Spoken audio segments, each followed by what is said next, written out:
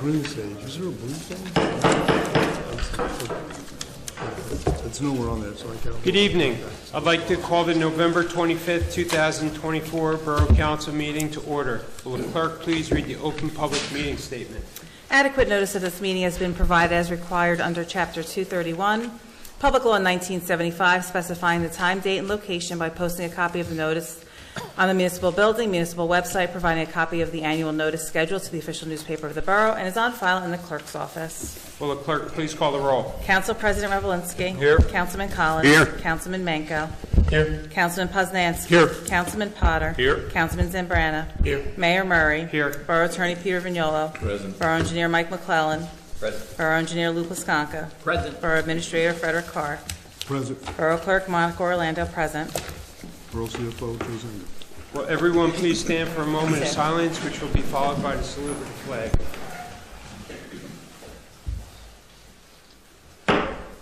Pledge allegiance to the flag of the United States of America and to the republic for which it stands, one nation, under God, indivisible, with liberty and justice for all.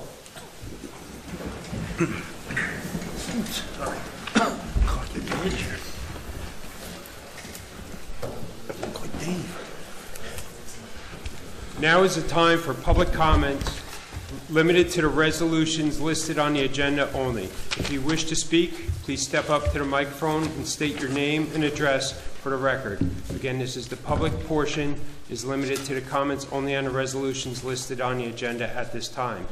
There will be a 5-minute time limit set forth by the rules of council. If someone raises their hand, please come up to the microphone, state your name and address for the record.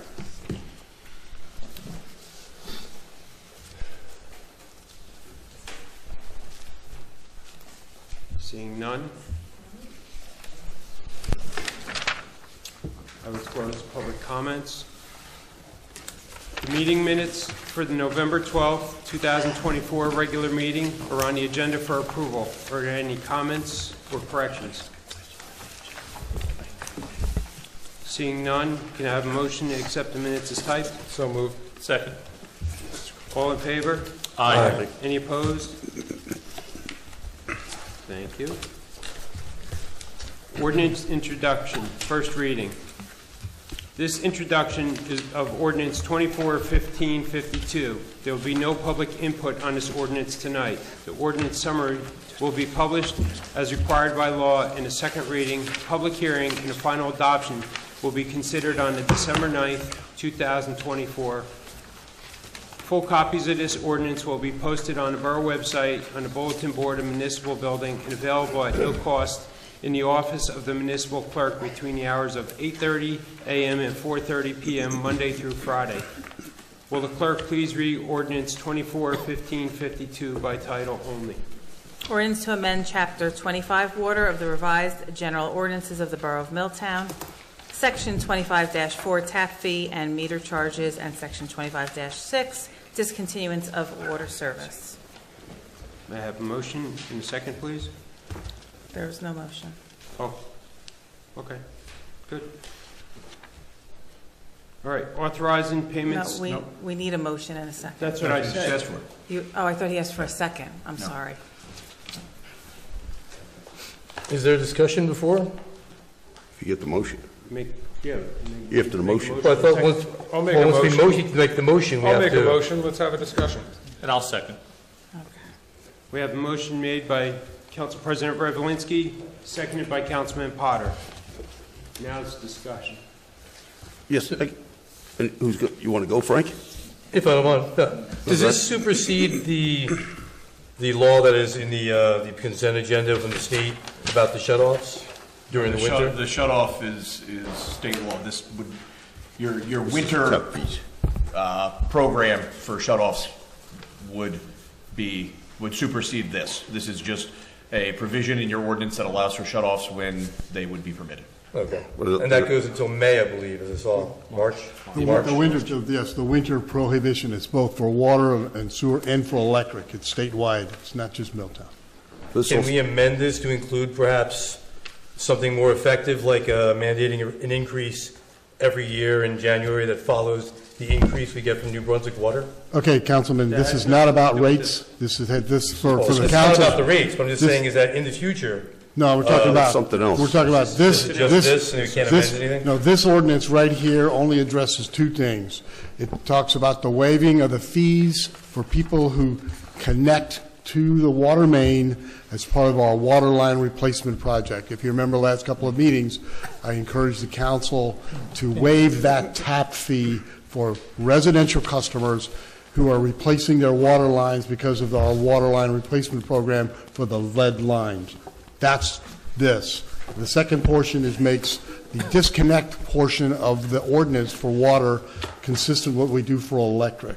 Right now, we've got about 88% payment rate. This is not about fees or rates or usage. It's just about those two narrow areas. Okay? The increase, as you mentioned, Councilman, that's an ordinance yet to be introduced.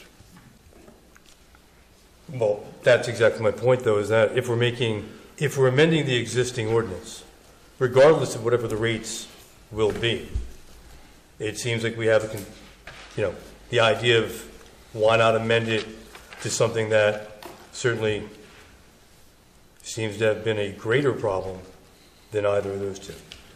I think the purpose of this is to address immediately the concern. I know the residents here can hear me, those at home can't.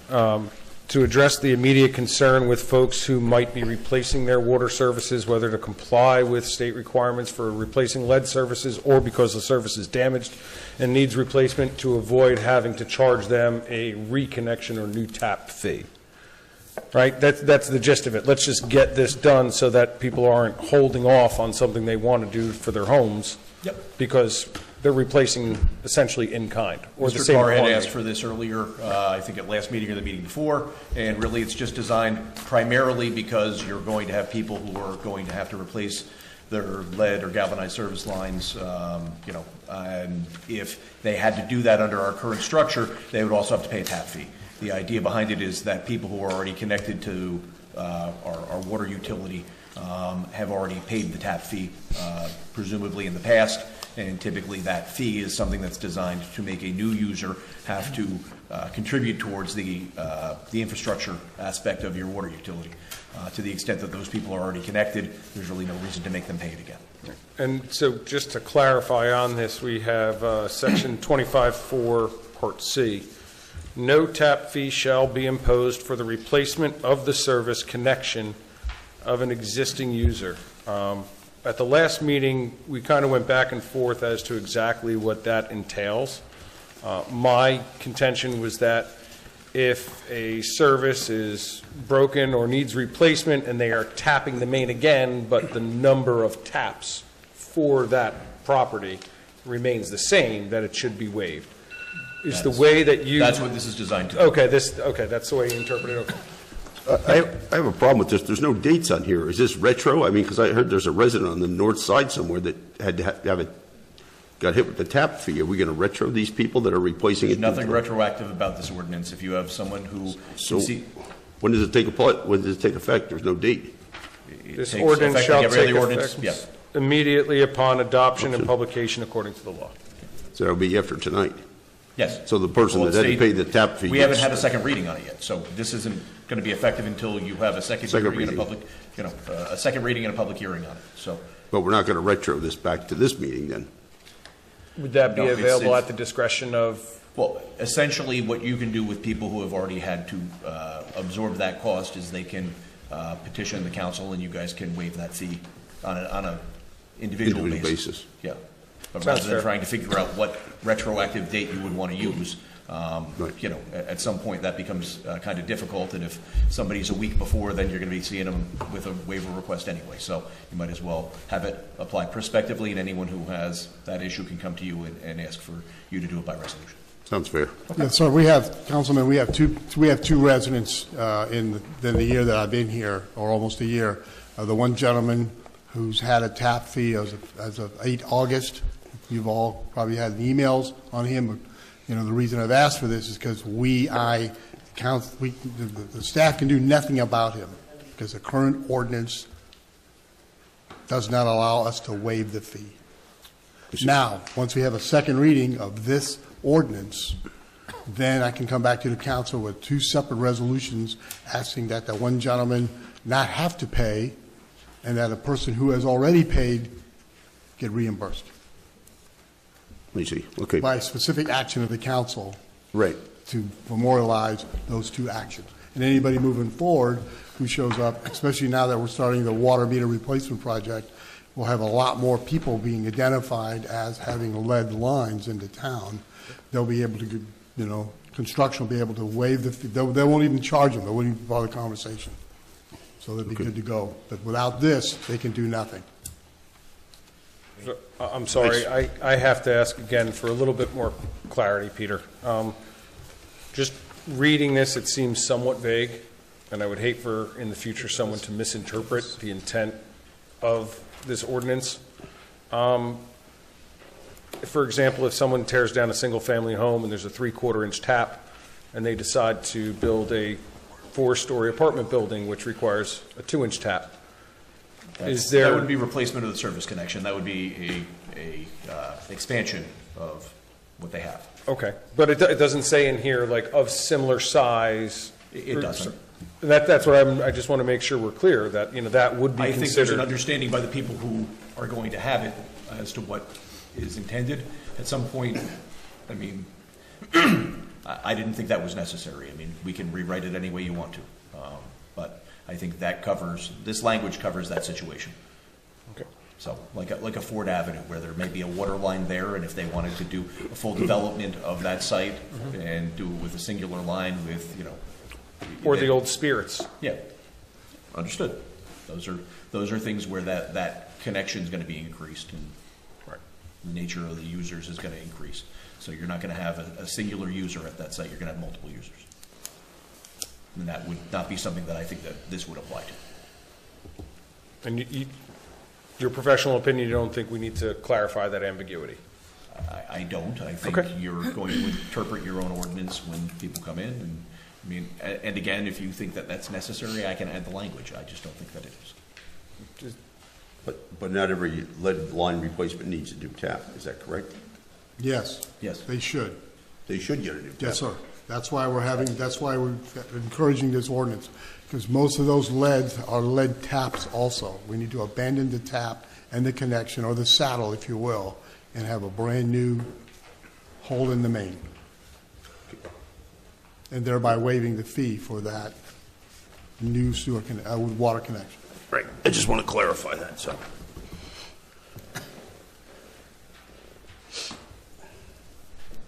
No more comments? Will the clerk please call the roll? Council President Revelinsky. Aye. Councilman Collins. Aye. Councilman Manco. Aye. Councilman Poznanski. Aye. Councilman Potter. Aye. Councilman Zambrana. Aye. Next on the agenda, we have authorization of payments of municipal obligations. Will the clerk please read the resolution by title?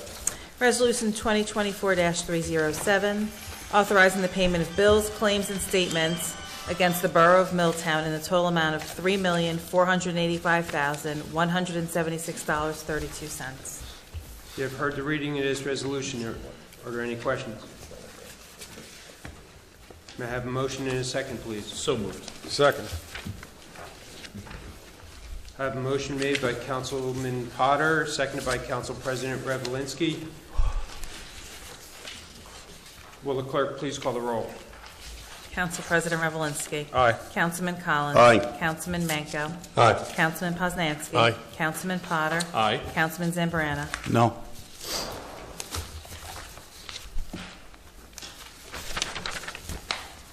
Consent agenda. A consent agenda has been prepared for the resolutions listed on the agenda. All matters listed under the consent agenda are to be considered to be routine in nature and have been reviewed by Borough Council will be acted on in one motion. Any items may be removed from the consent agenda at the request of any council member, and if so removed, will be treated as a separate matter. Any items requiring expenditures are supported by certification of funds and may certification of funds. Any member of council wants any resolution acted upon individually, please give me your resolution number, and it will be pulled from the consent resolution. 2024-310, please.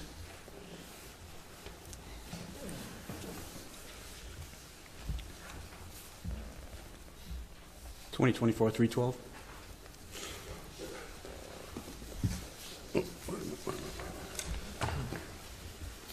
2024-316.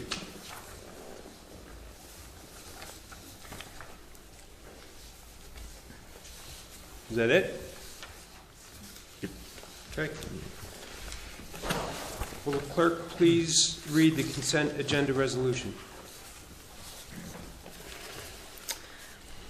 Whereas pursuant to the rules of council, the council may establish a consent agenda for any regular or special meeting upon certain conditions, and whereas each of the following resolutions to be presented before the Borough Council at its November 25th, 2024 regular meeting appear to have the unanimous approval of all members of the Borough Council. 2024-309, 2024-311, 2024-313 through 315, and then 2024-317 through 319.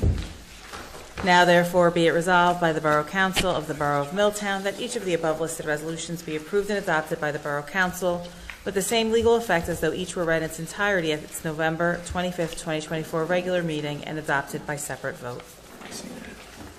You heard the reading of this consent resolution. What's your pleasure? Move that the resolution be adopted. Second.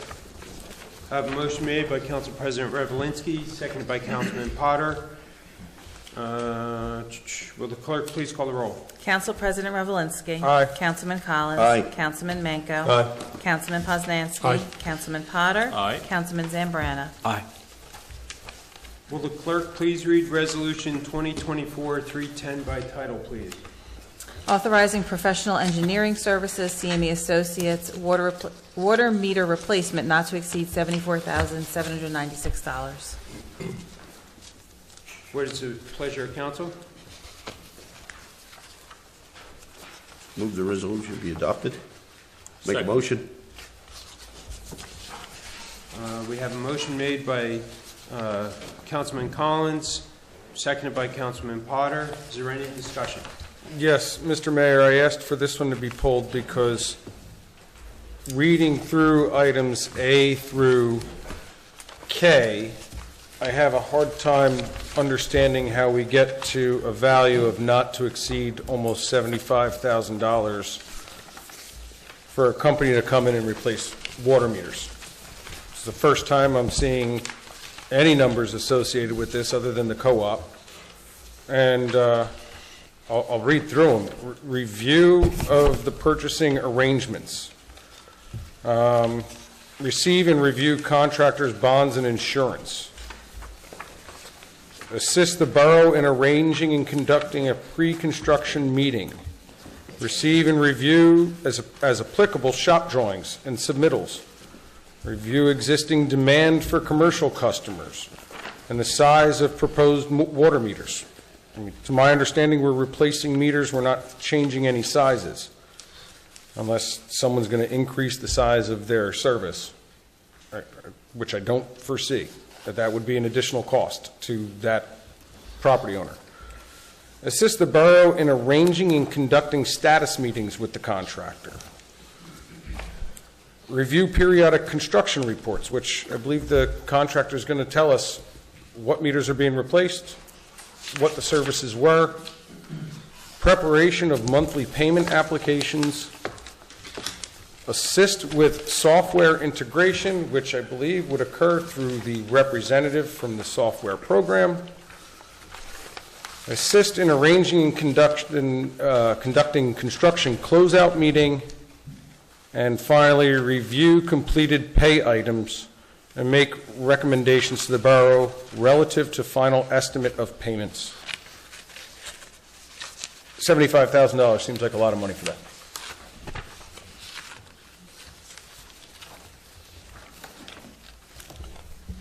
I need some sort of justification here on this, Mike. We're happy to. I think that we can provide you a further breakdown if it helps, Council President.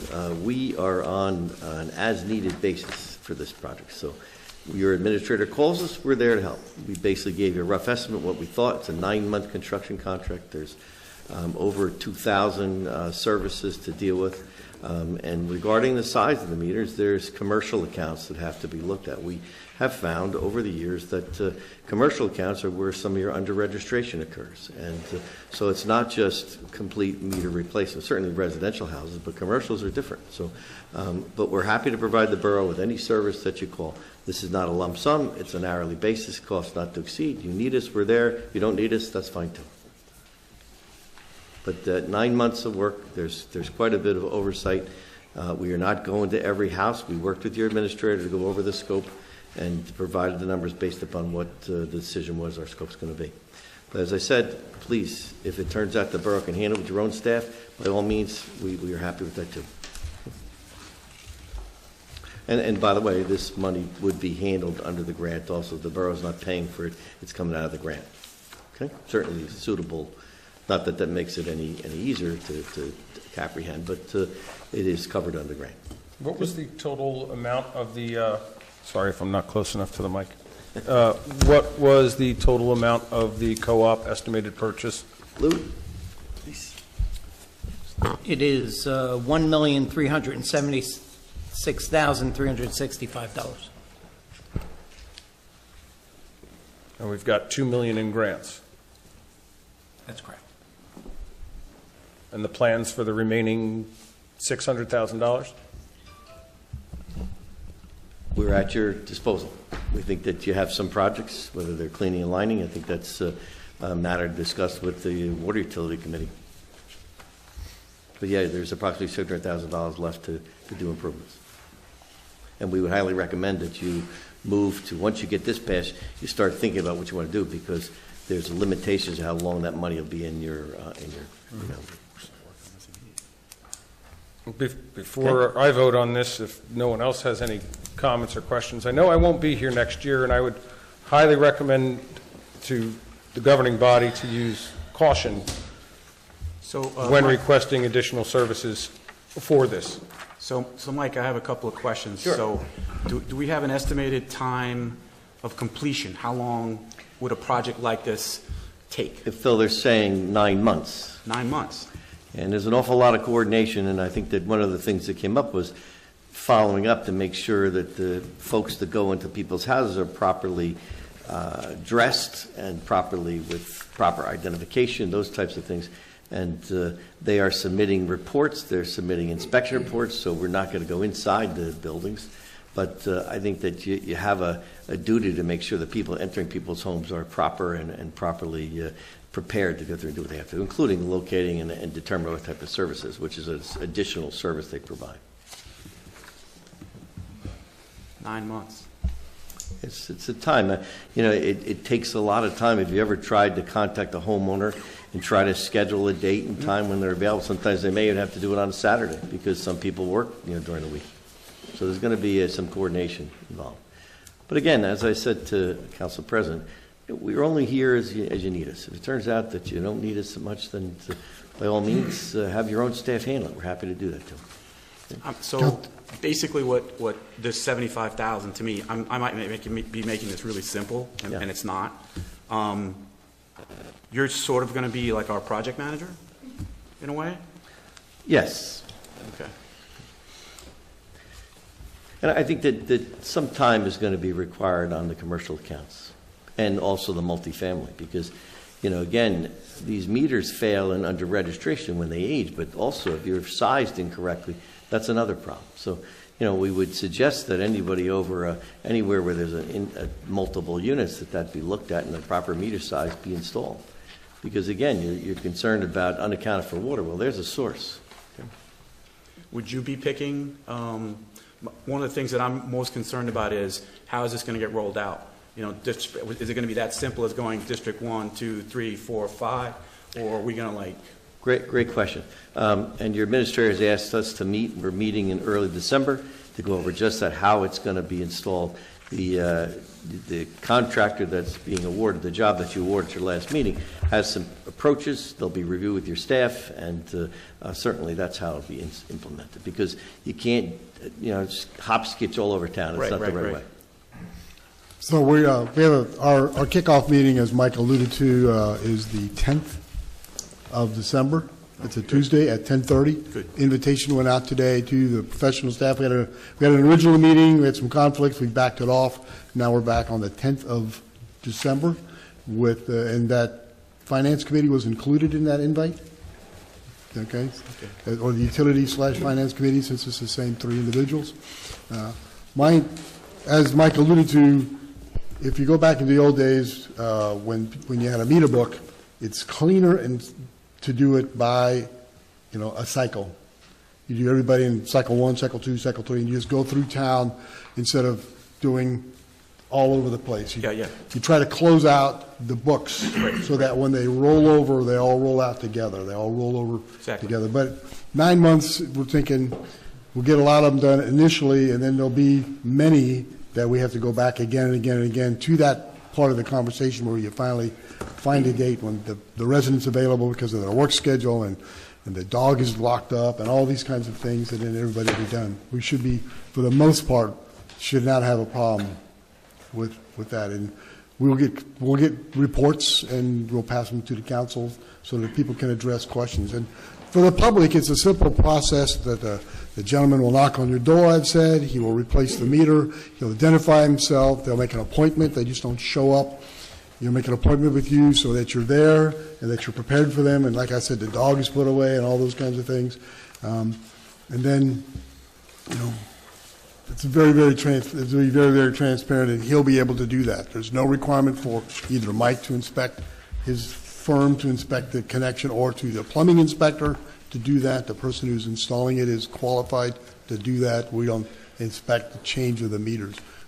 Our plumbing guys don't have, water guys, Don doesn't have to follow somebody around, make sure they're doing it right.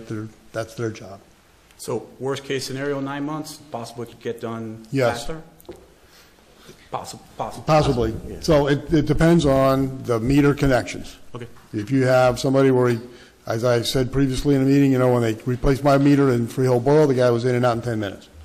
Newer home, but you go down there, you put the wrench on that old cast iron or that old galvanized pipe, and it splits. Yep. Then it gets a little more problematic. That's absolutely right. That's built into this. That's part of the bid. If you go back to the bid documents, you'll see the verbiage is in there. Upsizing the meter, that verbiage is in there. What happens if we have to upsize the meter for this customer, that's built in there at a cost associated for that service. Our intent is that we don't do that. Right. One for one, in and out, but we have built that into it in case. But you just don't do it on your own. So we've got, the upsize of the meter is just something that I understand with water accountability and the ability of the meter to capture all that flow. But how are we going to tell a private property that even though they were approved however many years ago based on the number of units they have, that this is the size service that is required and that's the meter, that we can't replace your meter because we're going to require you to increase the diameter of your pipe all the way back to the main? Who's going to foot the cost of replacing that service all the way to the main if we are now mandating that they have to increase it when they should be grandfathered in because they were approved with it however many years ago? I think that's a sticky wicket that really this is designed to be a meter replacement so we can get on a better billing system. And I think 9 months, to Councilman Zambrana's point, I think we're over optimistic here when we look at how long it took PSE&G, who did not do the whole town, to get a hold of residents and try and coordinate getting in those homes to replace the gas meter.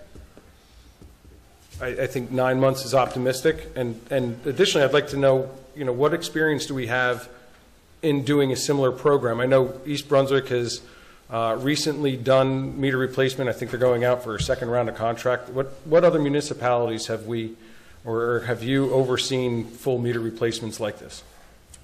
I think we did our first one about 30 years ago in Middlesex County. And since then? No, there's been others, but like I said, we've been doing this for about 30 years, so we're familiar with this. And I think that we asked the contractor. She was pretty confident that she could do it in 9 months. We were pushing for 6, to tell you the truth, because I thought you'd be more anxious. But they said really 9 months is more realistic. my concern is really opening up a can of worms here where, without it being a fixed price, that, we go out there and a service has issues. Now we have an inspector out there and we're reviewing and now replacing another service. And at what point does it become our responsibility because we operated the valve versus the resident who operated the valve, or failure by them to maintain the curb stops, if that's the case, if their service inside the home can't be shut off by an isolation valve prior to the meter?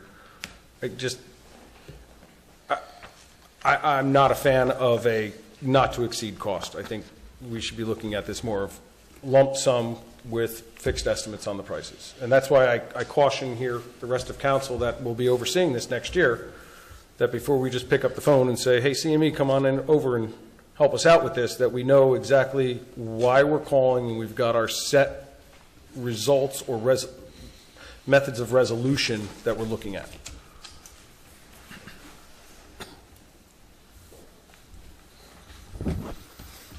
I mean, I get where anytime you touch anything old as it exists, a line, a toilet, any kind of pipe, you never really know what you're opening up. But is there a protocol? There can't be an insurance policy. I mean, it is built in up between an over and under in this. Is that kind of how it was stated? Frank, it's a good comment. I mean, one of the things that we worked on with your administrators to make sure this particular entity has the proper insurance, because that's precisely what can happen. The contractor goes in someone's basement and they have a problem with taking the old meter apart, with whatever can happen, and certainly there's got to be insurance to cover it. So these are part of the functions that we brought to the table and we'll bring to the table. But obviously there has to be something that I can't give you every scenario that could occur, but that's one of the things that could happen. And since for the we're most not going part, to be in the majority of occurrence, they would have the ability to address accidents in a timely manner in what they have normally working on their trucks? That's correct. I mean, they would have to shut the water service off or have your facilities guys turn off. Okay, so this is not you can really draw horrible scenarios with this. It usually works much easier, but every 9 times out of 10 you're going to be okay. Maybe 1 in 10 you're going to have a little bit more complications. But I think that the approach that the contractor has is good. It's almost as if the borough has really little to do with what's inside on the installation. They will provide you photographs before and after. I think that's a good approach. We had asked for that ourselves. She said that's standard for what they provide for you. So I think it's done in a way that will be helpful.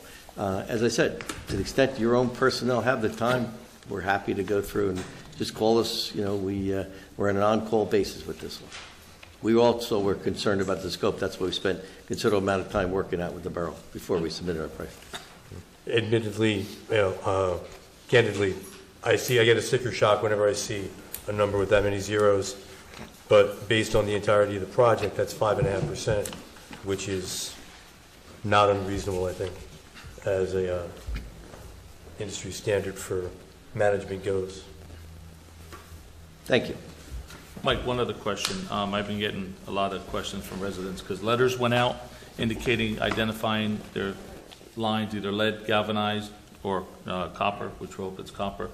This co-op will be able to go in and identify that with this program? One of the things that we asked them on your behalf is, do they have it included? There was a small upcharge for that, but that was included what you authorized last month to go through and identify those services. Now, remember I've said before, it's only the service as it comes into the meter. Mm-hmm. There's a question, well, does that go out of the house and is the same from there to the street? No one's going to know that, but if it's lead on the inside, you're going to know. If it's galvanized, you'll know. Okay.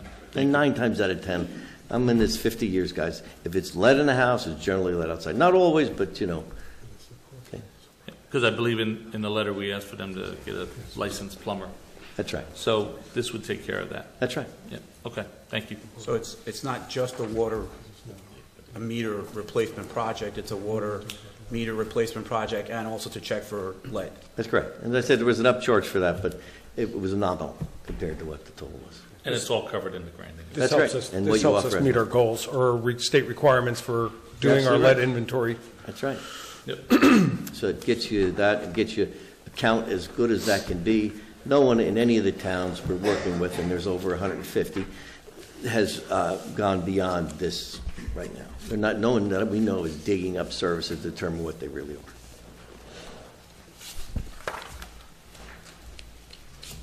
And because it's grant money, and we don't have money in the budget, I'll ask our CFO this question.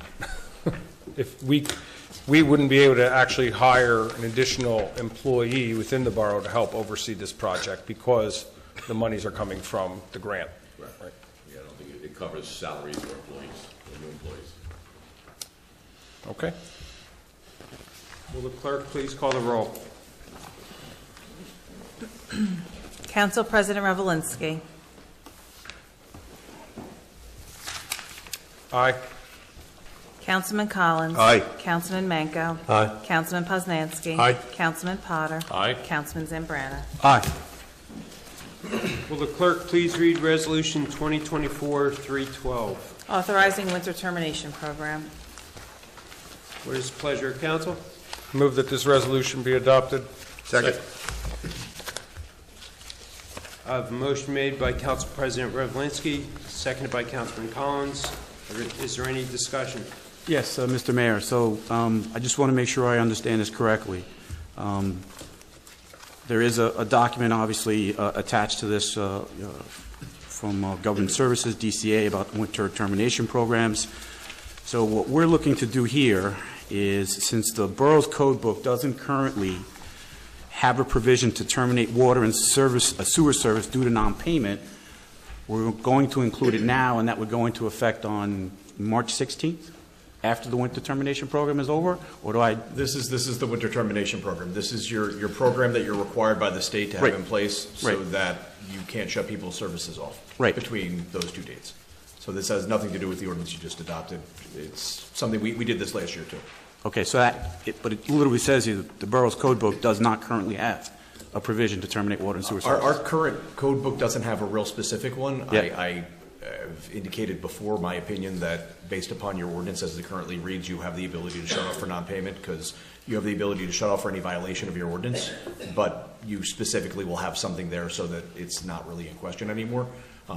This is something that the borough is required to do under state law as the operator of a municipal utility. And we've done this, as far as I recall, we've done this every year. You know where I'm going with this, though. It's turning off people without actually trying to help people, work with people. And I'm sure our borough staff works with people as much as they possibly can. We don't have an obligation to shut services off under get your it. ordinance. You have I the get it. ability to shut services off yes. under your ordinance. So, Okay. and I don't know that the borough's ever had a hardline policy that it's running out and shutting people's services off. I'm not aware of that either. Yeah, so I think the idea is it's a last resort for people who are serial non-payment users. So, but I would defer to the administration on that because I'm certainly not in there on the day-to-day. Thank you, Peter. You got it. Will the clerk please call the roll? Council President Revelinsky. Aye. Councilman Collins. Aye. Councilman Manco. Aye. Councilman Poznanski. Aye. Councilman Potter. Aye. Councilman Zambrana. Aye. Will the clerk please read Resolution 2024-316 by title? Authorizing award of fair and open bid 24-04 Albert Avenue Park Bike Path Improvements, Black Rock Enterprises LLC, not to exceed $245,392.09. What is the pleasure of council? Move that this resolution be adopted. Second. I have a motion made by Council President Revelinsky, seconded by Councilman Potter. Is there any discussion? Yes, Mr. Mayor. Being that, it's been such a dry area, there's been substantial erosion over at Albert and Hill Street around the park. Has anybody looked at it lately? We have not been there in the last month or so, but part of the project is to include grading in that area where the drainage at the corner of Hill and Albert is. So where that drainage structure is, part of the project to correct that, so that should hopefully help that out. Yeah, there's some where the trees are. Yeah. And that's going to, be by the blacktop in the academy. Yep. So they're going to take care of that. We'll take care of it. Okay. Thank you. Will the clerk please call the roll? Council President Revelinsky. Aye. Councilman Collins. Aye. Councilman Manco. Aye. Councilman Poznanski. Aye. Councilman Potter. Aye. Councilman Zambrana. Aye. Okay, we don't have any reports tonight, so we can focus on this. So we're going to bring up old business. Does any member of council have any old business to bring before council? Yes, Mr. Mayor, the water rates. How's that for a segue?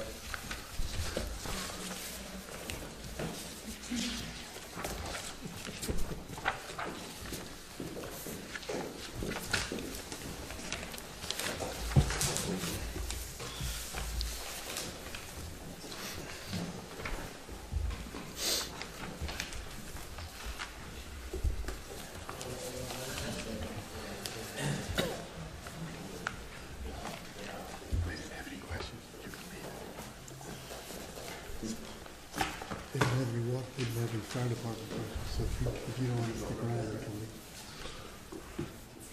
There you go.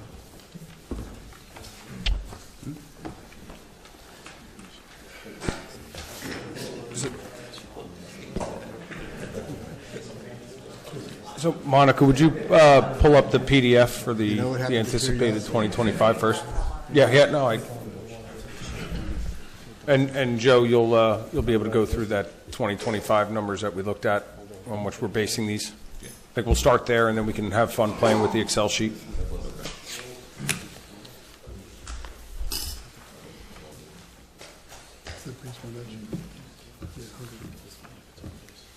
You know.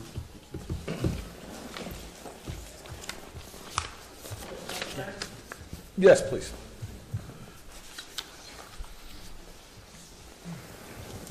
Richard, if you two copies.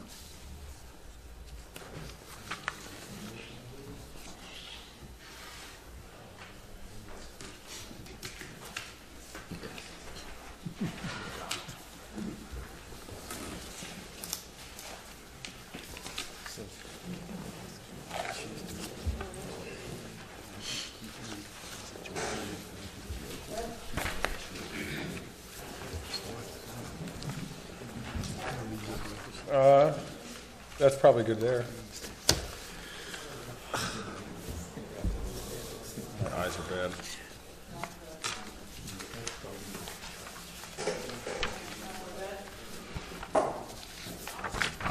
I guess, yeah, Joe, if you can read that, and I know you've got the numbers in front of you anyway, so.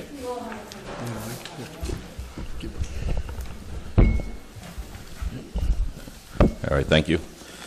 All right, so the first thing we did is try to put together a 2025 estimated budget. Started with an abstract of salaries, which is the first line. Actually, the first column that you see was the 2024 budget already approved, so that was already adopted. And then we made certain adjustments, and then we made other adjustments in the fourth column to come up with an estimated 2025 budget. Other expenses were $897,000. We put an additional 5% there. Next year, the state of New Jersey is increasing your health benefit costs by 16.2%. So there are certain increases that are coming forward. Even the joint insurance fund increases from prior years are coming through that are significant for Milltown. So 5% we're hoping covers these increases. You also have your built-in 3.5% increase for City of New Brunswick for water purchase. That's in the contract already through 27. You have your sewer disposal costs. Second section says capital improvement. We're trying to put a little bit more into capital outlay, which is where you repair water mains and do other capital work. We're trying to get to the borough to try to spend budget money instead of having a bond for all capital work that you do, so that'll save on interest and so forth. So we tried to put a little bit more than was anticipated in 24. You saw it was 36,000. We're trying to bump that up to about 100,000. I mean, we just had a water main break on Ryder Lane. That was 80,000. So I mean, this can cover maybe one water main break. So we're at least trying to cover something. You also have your debt service. Those are actual numbers that you've already agreed to in debt service. That's 857,000. And the last down the bottom is your pension bills that you pay through the state of New Jersey, Social Security, which is the portion from salaries, and unemployment costs. So what we tried to do is take 24's budget, roll it forward to 25 of what we think we need to satisfy the water sewer utility, and that comes to a total of $4,280,308, which is the fifth column over at the bottom.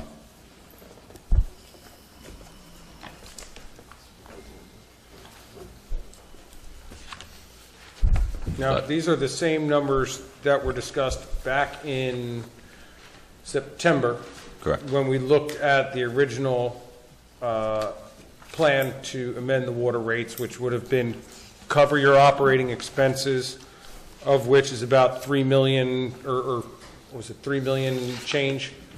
That came to about $285 per quarter per meter. And then at that point, we would basically be charging the residents equal dollars that New Brunswick charges us for water purchase and sewer purchase. But there's about $3 million in the borough operating expenses. That's what it costs the town to maintain our water system every year, water and sewer. So we're looking at combined water and sewer here. So the numbers that we talk about tonight, I don't want people to think, well, God, what's happening next with the sewer? This is the whole thing because the employees basically work hand in hand. The debt service that we have from previous projects are all combined into one lump sum of monies. So that's what we're looking at, about $3 million to keep the town running, and then we buy another $1.5 million in water.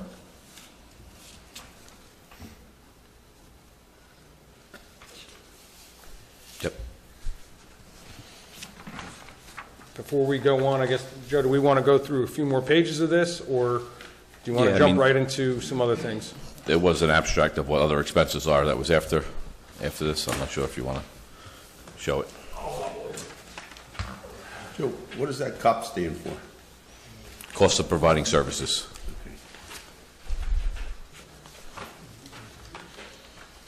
Let's see if I can do this without messing it up.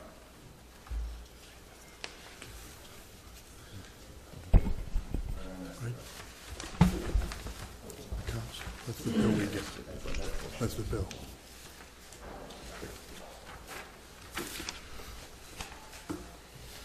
Yep.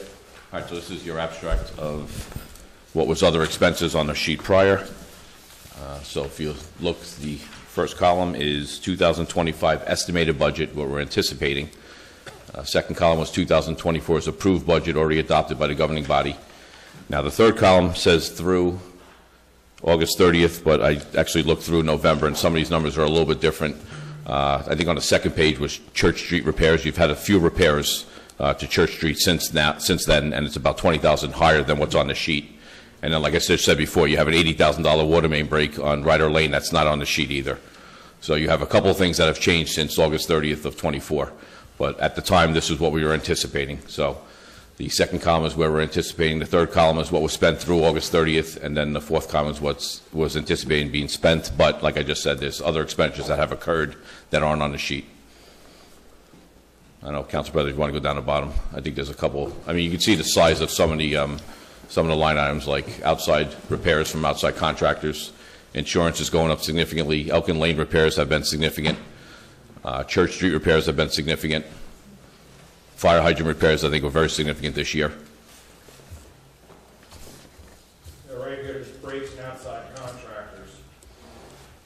Is that 50, so that should now be about 130,000? Yes, so to the right, I added, anticipate all the way to the right column, another 80,000 there. So it looked like we were doing pretty well. Now remember, usually the breaks happen in the wintertime, so breaks could start occurring more in December also. But this is just one that's already occurred. And I think Elkin Lane had significant repairs this year. Let's see what else. I believe it was Church Street, I think was significant. And remember, like I said before, insurance is going up significantly next year.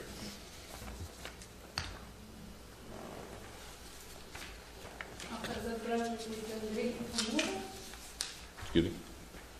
After the project, new project for water, we can drink from it? Yeah, the water we get from New Brunswick? You can drink Yeah, it, yes. you can drink it, yes. Yes. All right, yeah, you got it. So I think it's good, especially for everyone who's watching at home or who came down tonight, to see these costs. So when we're talking about, you know, what the water rates should be or what the budget looks like, we're not pulling numbers out of the sky from a wish list. This is what it costs Milltown to operate a water system. the age of our system, all the previous repairs, and the entire package, the entirety of it, not just water moving in and out. It's a tremendous undertaking, even for a small town. And the age of our system, it also lends into why it's so hard for anyone to look at your bill and clearly look at it and just go, why? So there is a lot more in there, and it's a big number. We also need to discuss, we're losing 20 million gallons a year in water. Microphone. We're losing 20 million gallons a year. I know people here don't realize that, and we have to find some way to fix the situation. It's a lot of money. Yeah.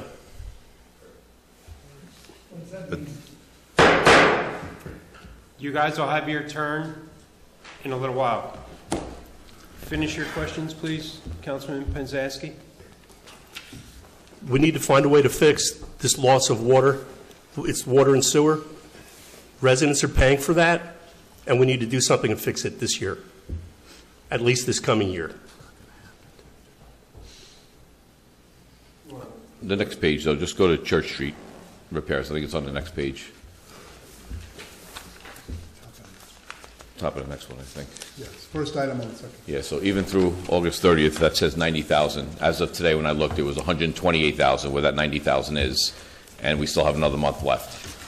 So there's certain, and since August 30th, we did get alerted from the Joint Insurance Fund that we're getting a significant increase from prior years, and we also just got, the state just came out with their final numbers at 16.2% for benefits. So there's certain numbers that aren't on the sheet that we found out after August 30th that are pretty significant. And this isn't just for Milltown, this is statewide from the state of New Jersey.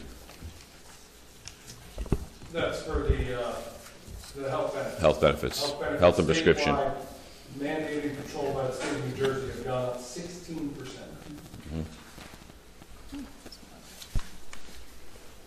So when you look at the other side of that being that as inflation and everything that's affected all of the machinery, gas, everything that is done, so the things that have gone up over the last year are more than just the 3.5% of water. The water itself, yes, 3.5%. But the ancillary charges of all the services that are embedded in the service that are in what our water department provides has also gone up. That is taken into account here.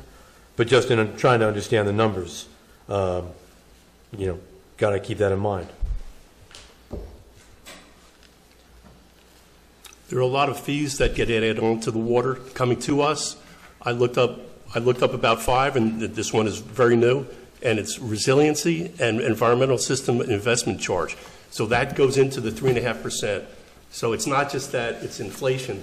There are other things that get added onto that comes from bureaucracy.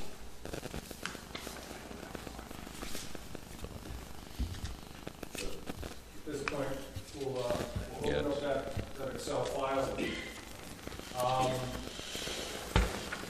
that this one, Mark? Yes.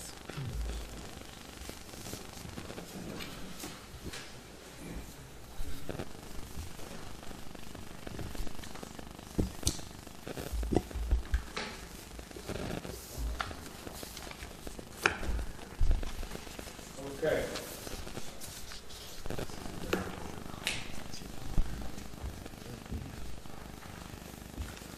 So what this table shows is all of the. Does that help you? Is that better? That's much better, thank you. What this table shows is it has all of the data from 2023 water usage. And the reason we use 2023 is because, number one, when we're doing a budget, 2023 is closed. It is also the last year that we had full water usage for the entire year. Obviously, we're not done with 2024 yet, so we can't enter values for 2024. And what you see here, I took this raw data from our billing department and broke it out into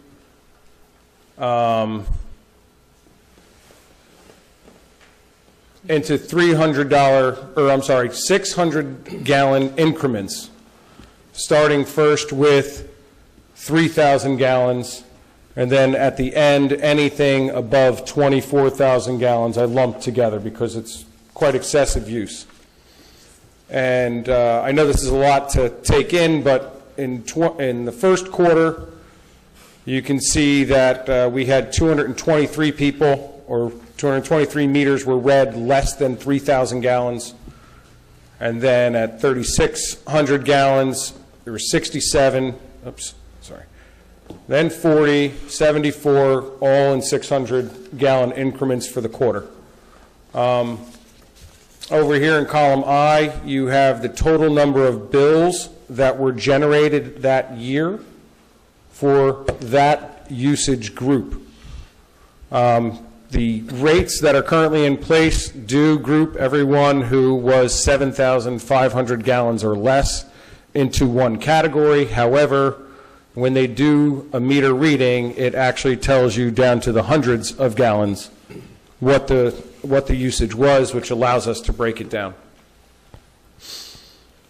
On average, for this group, 0 to 3,000 gallons, we have about 201 customers per quarter, and the total number of gallons sold to that group was 1,132,100 gallons in 2023.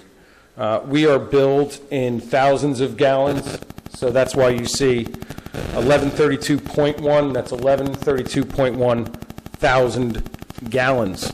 And it's important to note, as Councilman Poznanski said, that we don't bill, he said lose, but in reality what it is we do not bill for about 20 million gallons of water each year. And with that, New Brunswick charges us 20 million gallons of sewage. The reason for that includes operations at borough facilities, line loss, leaks, meters that are not reading appropriately or under recording actual usage, and who knows where else it goes. It's one of the reasons that the council has been pushing for putting meters and actually reading the meters on all of the borough buildings so we can determine how much usage the borough actually utilizes. The same thing when we fill the pool this year. It's about 500,000 gallons of water to fill the pool. This fall, they put a liner on the bottom and resealed it because a leak in the pool means more money going to fill that pool, and it doesn't get covered by just the badge sales. The borough is responsible for that 20 million gallons, paying for it to the city of New Brunswick. And as we have no revenue coming in anywhere else directly proportionate for water usage, it has to get assumed into our budget, our operating budget, which is that $3 million number. So I think, Mr. Zanga, I don't want to speak for you, but I took this data several weeks ago, looked at it, plugged in some numbers that I thought would work, which are the yellow columns at the left and the right, an additional fee being if we need to make up a few bucks here to cover the operating cost. If you go down to the bottom, you'll see here a cell that is in red. You have the calculated total revenue based on 2023 usage. Below that, the projected 2025 budget. If the revenue is less than the budget, it's red. If it's more than the budget, it's green. That means we covered or anticipate in covering it. So with that, since council has had various opinions on how we should structure the rates, where tiers should be, if there should be tiers, what the minimum usage is, this spreadsheet allows us all to throw some numbers at a wall, talk amongst ourselves, listen to the residents, and decide where it is appropriate to charge the dollars per gallon, and in the end, we can check to see if we cover the cost. Rich, quick question for you. How close are we to getting 2024 numbers? Well, we still have to bill for November, which should be about complete, and we still have to bill for December. Okay. Because you know there's been a change from 2023 to 2024. We have lost businesses. We also had a drought this year, so anyone who's trying to keep their water green, you can't assume that that water consumption is going to be there next year because this was 90 days without water. So like I said, these numbers are a year old, like a year-old consumption. So we're going to try and create a rate on year-old numbers? Well, it's the most recent complete set of data we have, and we also have the complete budget expenditures from 2023. And like I asked, how close are we getting 2020? Because we have December. We can't rely on the 2024 numbers until the end of 2025 when you're developing the 2026 budget. That is because it has, by requirement of the state, you have to use the complete full year. You can't develop a 2025 budget in February based on 2024 when all of the bills have not been received yet. Okay. So you have to go back 2 years, which puts us at 2023. I think also if you were trying to rely on the water usage numbers or values to balance a budget based on consumption, and you tried to use 2024, you'd be setting yourself up for failure because we had 90 days with no rain. 2023 was a relatively average year as far as weather goes and water consumption. One other thing is that, as we proposed initially, it's the responsibility of this council to look at these numbers every year and adjust the rate according to the operation costs. We cannot ignore it for 5 years and hope there's just enough money in the end. It's not the way it works. And if we budget to the penny, again, we're going to be setting ourselves up for failure. Councilman, how do we deal with the seniors? I had brought up last meeting that North Brunswick has a system where the seniors get at the end of the year, they get $250 credit. And so how is our system now going to change from what it had been a year ago? Currently, the system doesn't have anything built into it, or our rate structures don't have anything built into it to specifically give back to seniors. However, low-end users, depending on how we format the rate structure today, can benefit.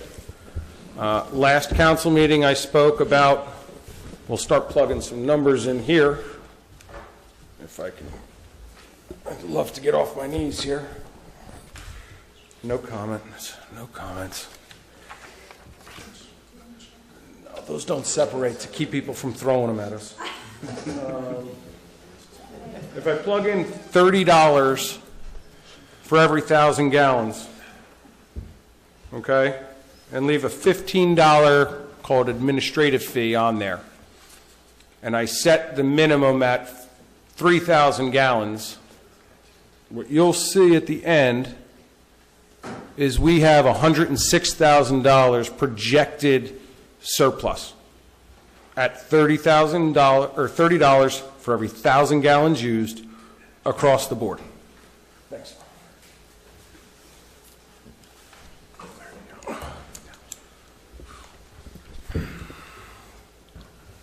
The other thing we can do is say the actual cost for New Brunswick for both water and sewer is around $9 per 1,000 gallons. And if you increase the minimum fee with no usage to about $285, let's see if I can work better with the mouse. We're about $84,000 shy. So if you consider those two scenarios that I just provided as your bookends, we have to come to an agreement here and provide our CFO with some direction to provide a final calculation on what those rates should be. But for the last few months, we've gotten no response with regards to make it completely dependent upon consumption. And it didn't pass when we said, let's cover our $3 million operating costs with a minimum fee of $285. And Rich, you're putting in numbers for water and sewer, correct? Yes. As I stated earlier, the total budget is based on water and sewer.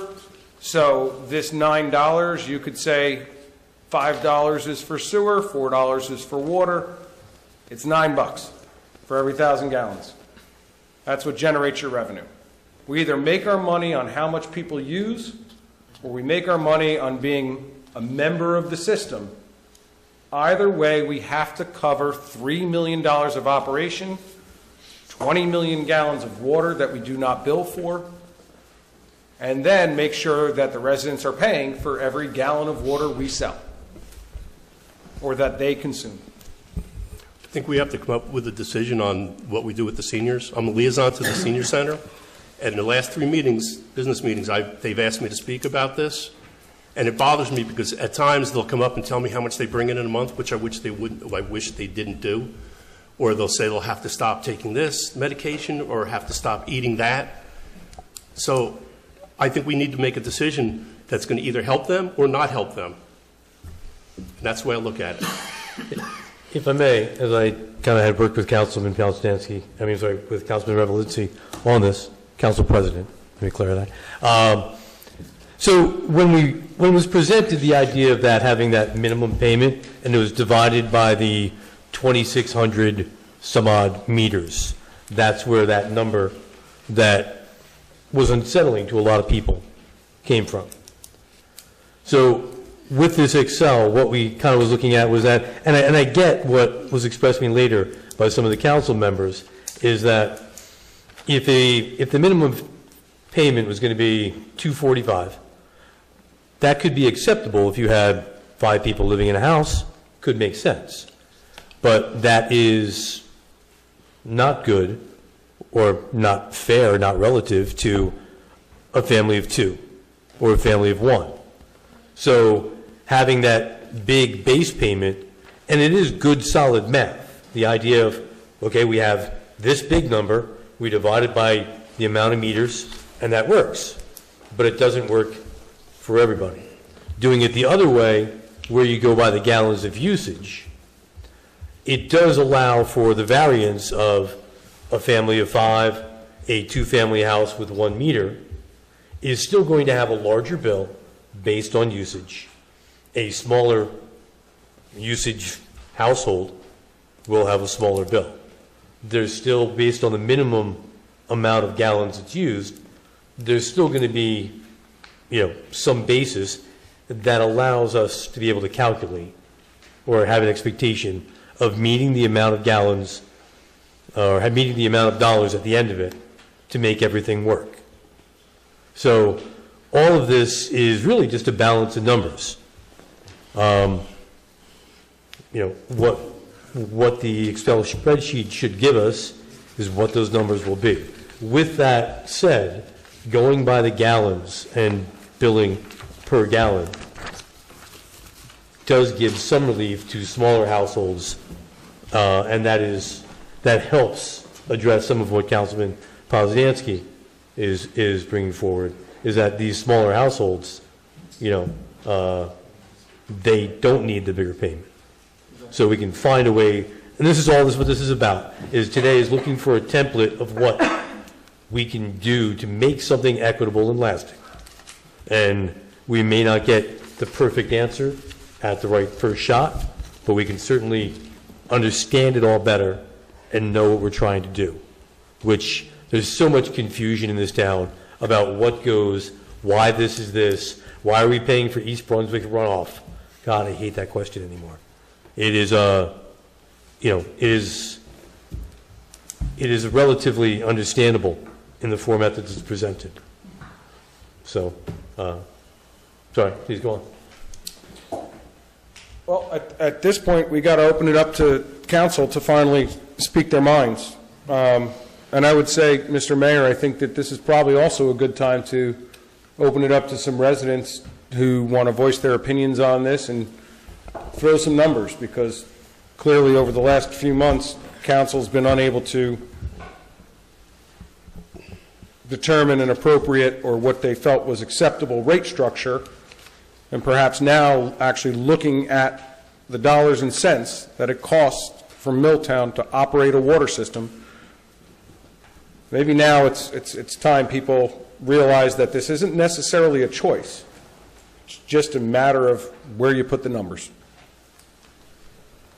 I don't want to see people chased out of town. I had contacted Mr. Zenga months ago and asked him to go over some numbers with me. I said, I have to vote on this. Please help me understand. And from the bill that we did a few months ago, what I took it as, and I asked him to tell me if this was right or not, is some people will benefit and some people will not. He said, you can say that. And what I saw at the time was the people of little water usage and seniors would lose in the benefit, and people that maybe use the lawn sprinklers, wash their cars, and larger families, they gain. It's a problem. Inflation has affected all of us, and it really comes in here because everything's so expensive. Taxes have gone up, the water's has gone up, it'll go up again, and the electric rates, and you can't stop this. So, Councilman Poznansky, let me ask you, since you were the first one, you're going to be the first one that I throw some arrows at. What do you feel would be an appropriate minimum volume of water that residents should be allowed to utilize, and at what cost? I don't know that I want to answer that right now. I'd like to have time to think about it, maybe discuss with other people. Well, the reason is we can just throw the numbers in here and see what they spit out and work towards a solution. Does anyone want to go first? 33 cents, sir. 33 cents. I can look like the bad guy here. We got to start somewhere. Because what we did last time, we understand it didn't work, and that's why we're doing this. But I would like to state, for the record, for everybody's knowledge, how many meetings we got left in a year? Because this is all about math. How many meetings are left in a year? So if we need 2 meetings to pass something. So we need to get a plan. Otherwise, nothing gets done. So we need to focus on, if the question is what would the numbers be, and we can try out numbers, I'm here for 2 days popping out numbers. Let's do every number if it needs to be. But let's not talk about what didn't work, and let's not talk about, we need to talk about the future plan. No, we need to talk about what will work, because we have to get this right for the people. I agree. Completely agree. Completely agree. I have a question. Why don't we take a step back here? So, Rich, you put this spreadsheet together? Yes. Kudos, because this is exactly what I kind of need to see. So thanks for taking the time to put this. This is how sort of I would put it together. I tried to break it. I didn't break it. I tried to. I don't understand where everything's coming from yet, but I will. So without showing too much usage, our tax collection department provided me with the quarterly reports for all the billings. Right. I copy and pasted those into individual cells. You can see here. Addresses, what they used. I had to break that down into, did they exceed the minimum 7,500 gallons, how much they paid for in the next tier and the next tier, and then started throwing some other numbers in of, what makes sense, what covers the bill, how much they actually paid. Did that for all 4 quarters. Put that data into this sheet. I have our total number of gallons that we sold in 2023. And that's the most clear-cut approach that we can possibly take. I appreciate it. So I have 3 separate questions. And my first question is, at this time in the year, in 2024, has the 2024 shortfall been covered? I believe it has, Mr. Zanga. It will hopefully it will by December 31st, because remember the 4th quarter is when the shortfall is going to be generated. Okay. So October, I believe, has your highest of the 3 months in a quarter. October is your highest billing month. Okay. So. Okay. Bills went out, and then, people have to still pay also. Fair. So that was my first question, so that's good to hear. Because raising the minimum, the whole reason to raise the minimums back in June was so we could cover the shortfall. My second question is, this is the tiering, right?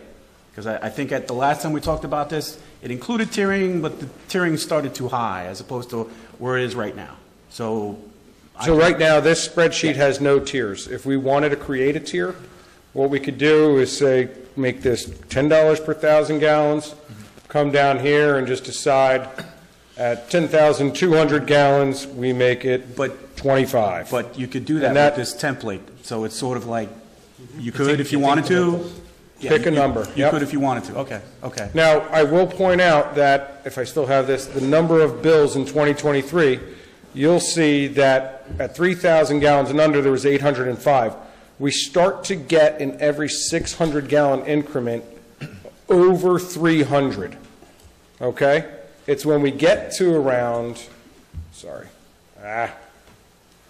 around 12,500, 12,600 gallons that we start to see a decrease in the number of users for every 600 gallons. And that trend continues and becomes a lot more drastic till you get around that 200 mark, around 15,000 gallons, which tells me the majority of residents use 15,000 gallons of water or less.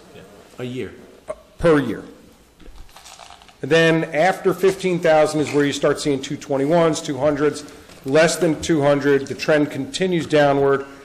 This spreadsheet would have gone on forever if I didn't cut it off at 24,000 gallons. Because at just under 24,000 gallons, 57 users used within that 600 gallons in a quarter range. So after that, you've got very, very high consumption.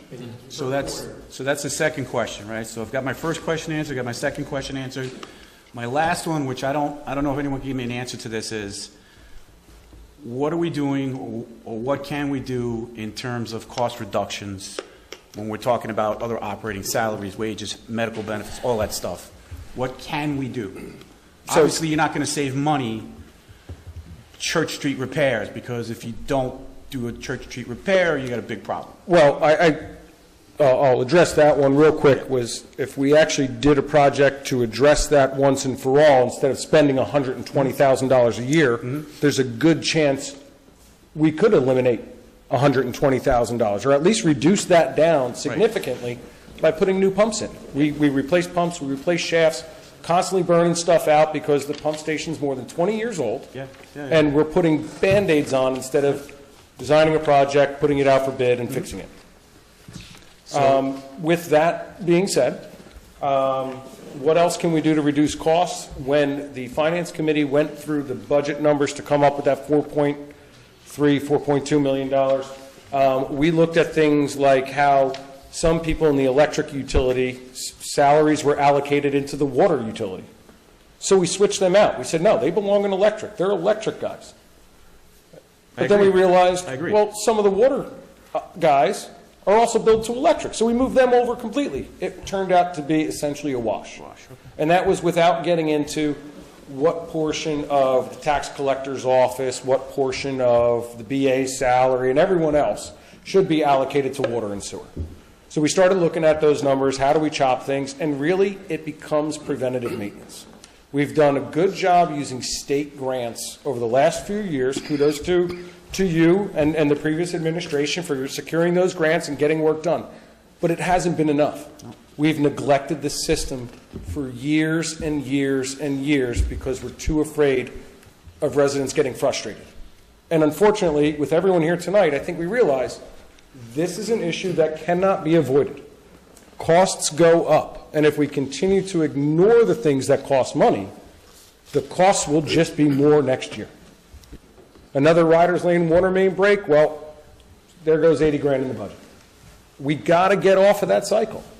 It's why for several years I've proposed discussions with some of the private utilities, Middlesex Water, New Jersey American. They have the capacity to absorb some of those costs of maintaining and improving a system and share it amongst all their users as opposed to only the residents of Milltown. It's economies of scale. We are at a crossroads and we need to either pull up our pants and put on our belts and suspenders and either spend a lot of money to fix the problem or bury our heads in the sand and hope it goes away. And I think the latter would only lead to the complete detriment of the borough of Milltown. Well, American Water is in North Brunswick. and they get their water from the canal. So I don't know if that's a direction to possibly go. Well, we pull canal water too. New Brunswick does when there's not enough in the Raritan. Great. And Middlesex Water supplies in bulk the city of, or township of East Brunswick.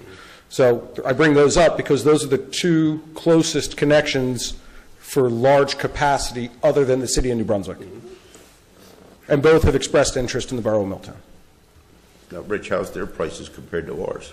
Well, it's something we'd have to look at. But one of the benefits with that, I don't want to go down a side road here. We got to work on these. But one of the benefits is they absorb all your debt service, all your old costs. They buy the system from the town.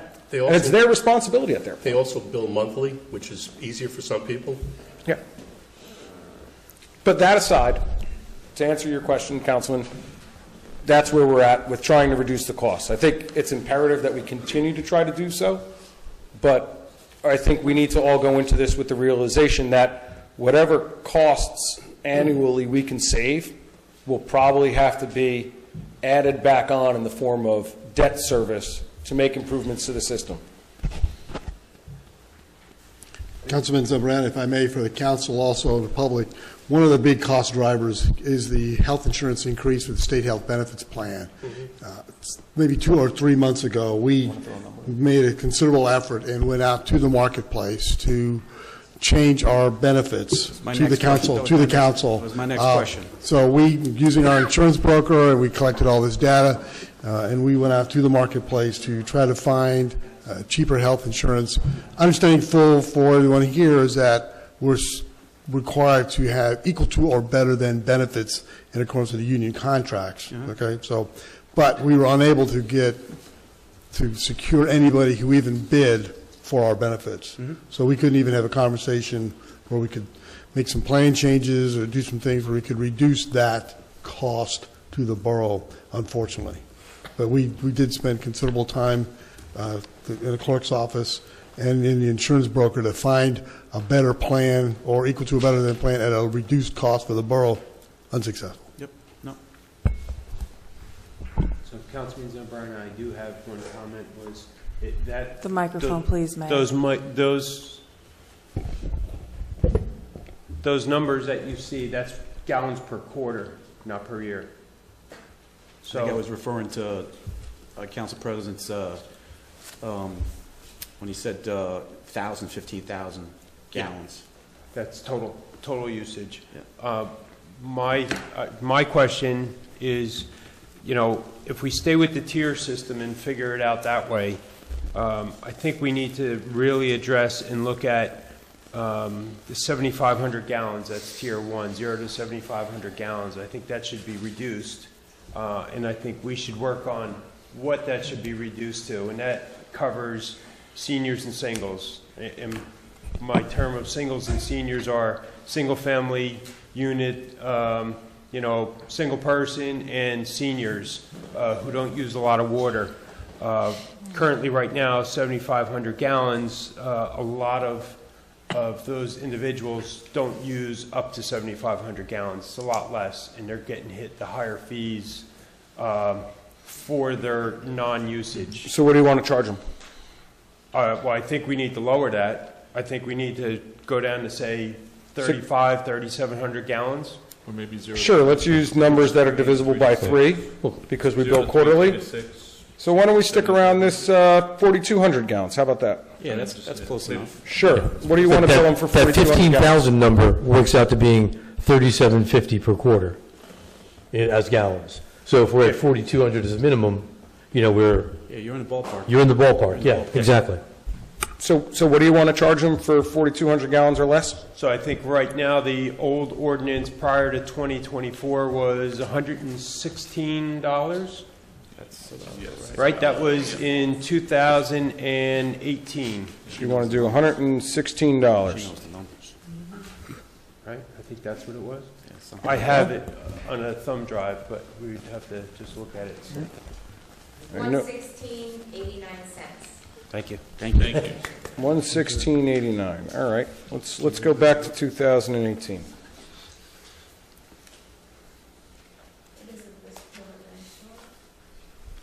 That was just water. Oh, that was just water. Yes. 116.89 Total, 167? Oh, I'm going to plug 168 in, just so we're not dealing with the pennies. 165.97 is water and sewer, the prior one. To be exact. 165.97 is both water and sewer. 165.97. Okay, let me just hit equals. Boom. We're going to do that all the way through everybody. Okay? Right then at 4,200 gallons, or $4,200, let's see. Where's my gallons? Total number of gallons. Unhide. I can have fun with this. He hit these columns to the right. Oh, they're blank. Where's the... This one, right?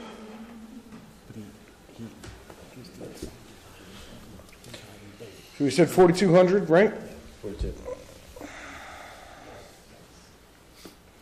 The sum of this is... Joe, can you write this down? 137,433.7. You got that? Yep.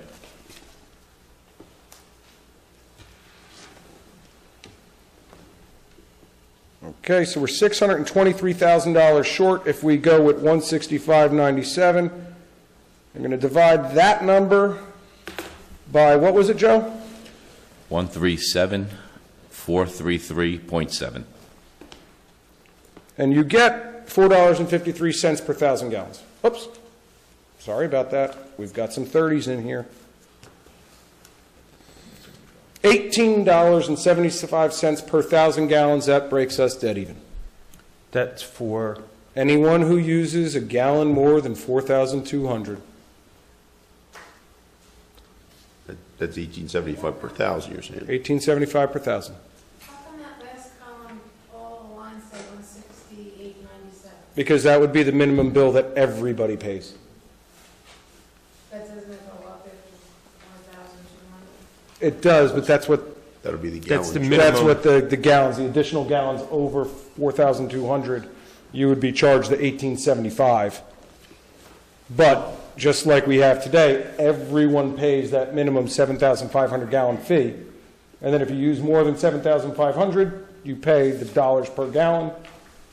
So it goes up something like $4 for Tier 2 per 1,000 gallons, $10 for Tier 3, and $16 per Tier 4, something like that? Well, I will say, and I've said this to every council member up there, I am in disagreement with the tier system. The reason for that is if you are generating profit off of every gallon I buy, and profit I mean covering our budgets, why does my buying of more result in me paying a penalty? Typically in business, if you buy more, you pay less. But let's relate it to a gas station. If I go there and I fill up my truck every single day, I pay the same dollars per gallon.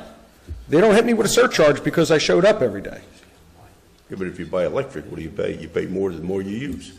We have no way to determine when the person's using it, if it's peak demand or not, or what time of year or what time of day. Our large users, once they go to a certain tier, they go higher. Not in our electric rates. And quite frankly, we're talking about the high users who utilize their sprinklers at 4 o'clock in the morning. So they're not necessarily creating a massive additional demand upon our system and taking away from someone else's use. So, I mean, a guy who fills his pool at 500 gallons a month gets to 6,000 gallons over the course of the year, as opposed to filling it all in 1 month. So is it in the mix that there may be no tier to this? I'm against tiers, but look, that's me. There's five other people up here, and perhaps the mayor, who have to determine what's appropriate. How much is our current charge, Rich? 285? For water sewer? No. Sorry, That's the current. That's the current. that's with, 24. That's the new bill. but that's with the 150 in it, isn't it? Yes. Yeah, $150 surcharge. Yeah. So these are the numbers that were introduced in 2018, and we're current up to June of this year, 165.97. Now, if you guys want to throw a tier in here, all I got to do is type in a number. For our towns that have no tiers, but they have compensation for seniors, credits. Mr. Zanga, how many senior citizen accounts? When you and I spoke earlier, there was There's a number of registered. 7 listed on the tax rolls that qualify for a tax deduction for senior citizen. So There's 7 meet the veterans. state limits for limited income that would enable them to put a freeze on their taxes. And then we had some additional, you had mentioned fully disabled veterans, I believe, as well. Yes, veterans, widow of veterans, I think the total came to about 167 that get a tax deduction through the state of New Jersey through Milltown. So I think it was 167 in total. So I would argue that if you're going to offer a tax deduction, you stick to certain parameters that already exist, which would be they meet the state requirements for low income or moderate income based on their age and can freeze their taxes, as well as disabled veteran status. If you want to give them a discount of $200, well, that's, how many did you say, 200 times 2 times? 167 is everybody in total.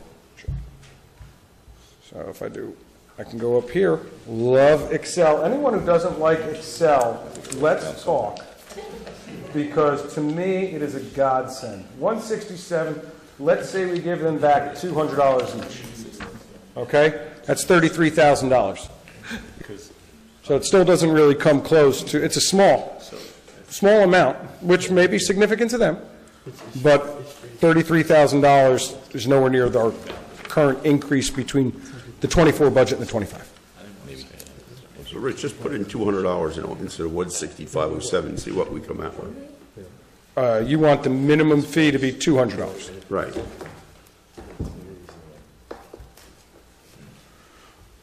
Let's go to the videotape.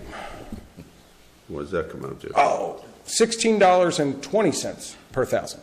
Still in the red. Still not enough. We're $2 million short. $2 million. If you do the tier, it goes up per tier. Correct. That would be the minimum. You want to create an additional $1 per gallon or $2 or $3 per thousand gallons based on a tier? Yeah, Give me a tier, what's our give me tier $1, now? and I'll put it in. What's our tier now? 15,000, I think. And how much Tier is it? 2 is 15. 0 to 7,500, 75 to 15, 15 to 22.5, and then over 22.5. And how much is it per tier now?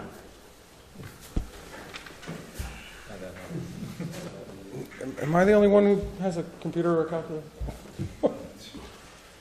Come on, guys. That's the problem. Mr. Mayor, I think we've heard a lot of the council comments. Would you be willing to open it up to let some residents speak their mind on things? Councilman Pazanski, do you have any more questions? Not on this, but I'd like to bring up as far as the electric rates. No, this. I don't. Just this. We'll come back to the rest of the I was just going to make a old comment. business. Fine, I'll do it. Councilman Collins. I'd just like to say, we also, you don't, Rich, you failed to mention also that we have to drain the lines by law. I think we're supposed to, drain the lines, so a lot of these so-called shortages going through the fire hydrants. The hydrant flushing does contribute to the 20 million gallons of water. And the fires, which nobody wants anybody to have a fire. And perhaps once we have all the new meters installed, we can set it and say, how much did we use the week before we started doing hydrant flushing that residents utilized? Yep. And compare that to total usage from New Brunswick for that week? Yep. During the hydrant flushing, record that data, and then the week after hydrant flushing, record that data. And we should be able to at least somewhat ascertain an average of how much water we utilize as a town that we pay for in order to do the state mandated hydrant flushing. But you can't do that without the technology to get the data, and hopefully we'll have that in 9 months. You're an engineer, you could do the flow rate. I'm not an engineer. I'm not a licensed engineer, hand to God. I mean, we should be able to figure out a flow rate coming out of that water hydrant, the water pressure. So, Council President, also the tier 7,500 to 15,000 gallons is 1098 per thousand, right? What's that dollar amount increase over the dollars per gallon for 7,500 or less? There isn't, right? So it's just 1098? It's 1098 plus, this was the older one for quarterly 7520. That's water and sewer? No, just water. Just water. Sewer's 411. See, look, I don't even need a calculator. You 1509. just hit equals, the plus sign, and then 4.11, bazinga. And then tier 2 is 15,001 to 22.5 is $13.76 per 1,000 gallons plus water? sewer. Yes, plus sewer. And what's the sewer amount? $5.75.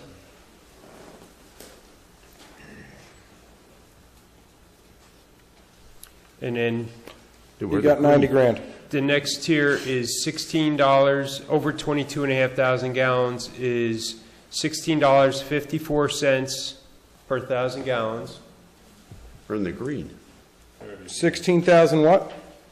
$16.54 for water, and then sewer is $8.05. There you go, $329,000 rate by increasing your minimum to $200. What's our current minimum charge? 65. It was 165, the old rate, now the new rate is...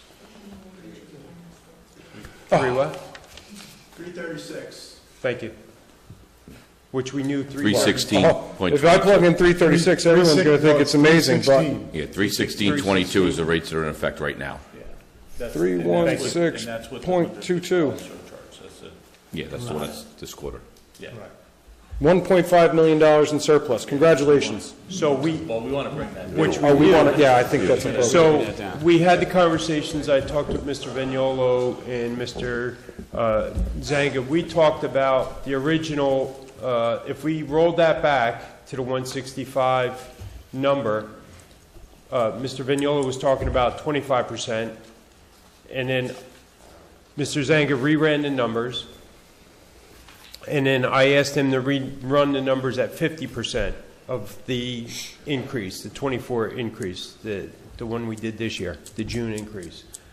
So, Mr. Zanga, if you can just tell Rich what we came up... I wish you told me this when you did it. Yeah, so the ordinance that's in effect right now had a $150.25 increase per quarter. We did a half, which is $75.14, I think it came to, so that would generate $860,000 for next year to balance the budget. But remember, though, that would go into effect on April 1st, not for the first quarter of 25. You still possibly have an issue with the first quarter of 26, because that'll be less revenue than the first quarter of 25, because it's the old rates, the rates that are in effect right now. So, but that would possibly balance the budget. I could run numbers even more thorough, but that could possibly balance the budget in 25. And that's with the tier system. That's leaving everything else alone, just taking the base rate and making that $75 higher instead of $150 higher. So minimum fee No, would with be the same tiers. $241. And everything else is the same, yeah. Yeah, 'cause right now, that's And we got $753 left. Right. You got So we would move Nice. from 316 to 241. Sure. So let's, What we're talking about now? Just making sure it's space. So I do want to give Councilman Potter, you, let's just see. Councilman Mango, What's this? and Brenda, do you have any Just picking a random one. questions? Because then I want to open it up to the floor. Yeah, no, I'm good. You indicated the stuff that I had. So that we're on the same page here, when you're talking about Q1, Q2, Q3, Q4, are those regular quarters, January to March, April to June, July to September, October to December, or? Yes. Or different? Well, since not everyone is billed at the same time, not everyone's billed at the same time, so Q1 could be people billed January through March, February through April, or it could be just the bills that are distributed in January, February, Based on your March. billing date more than anything, Yeah, right? Yes. Right? yeah, I believe it's the billing date, Okay, but it's not the same time period. right. Because for those residents who don't know, and another reason why I don't like the tier system, is we only bill 1/3 of the town every month for water. So if your billing cycle falls in June, July, and August, that's your 3 months, even if you use the same amount of water in June as your neighbor or someone else in a different cycle, same amount of water in July, and the same amount of water in August, because you have your 3 highest use months in one bill, you get kicked to a higher tier and pay more dollars per gallon. That doesn't seem fair to me. If I may, since this is a working meeting, Hang on at one which second. point do you want? Councilman Mako, do you have any questions or comments? Hopefully so. Yeah, no, we should open it up to the public. Do you have any questions If or Frank doesn't comments? have anything. I did for a second, and Because it's quarter to 9. Okay, I wanted to get every council member on record whether they had any questions or comments first, to let them. So, let's open up the floor. Turn the lights back on, please. Let's be mindful of the council members and myself, that, you know, we're all pushing to get this done. Unfortunately, it took longer than expected. So, go ahead, you had your hand up. People aren't making any decisions. Please remember your name and address for the record. We're just talking about this right now. Yes, correct. I'm Bill Murray, no relation, 5 Carina. I actually agree with Joe. No tier system. I'm Rich. Rich, I'm sorry. It makes sense. What you use, you get paid for. The budget guys figure out how much it is for the budget. You said it's $4 million. Divide it in, whatever it is. I don't know. Could be $6 a gallon for water. That's what it should be. It shouldn't be the more you use, the more you pay. It doesn't make sense. But government doesn't make sense. So that's my opinion. And I think it would be fair for a lot of people, a large family. It's not fair. Somebody has a pool. It's not fair. Somebody who wants to have a beautiful lawn. Not fair. Okay? That's my opinion.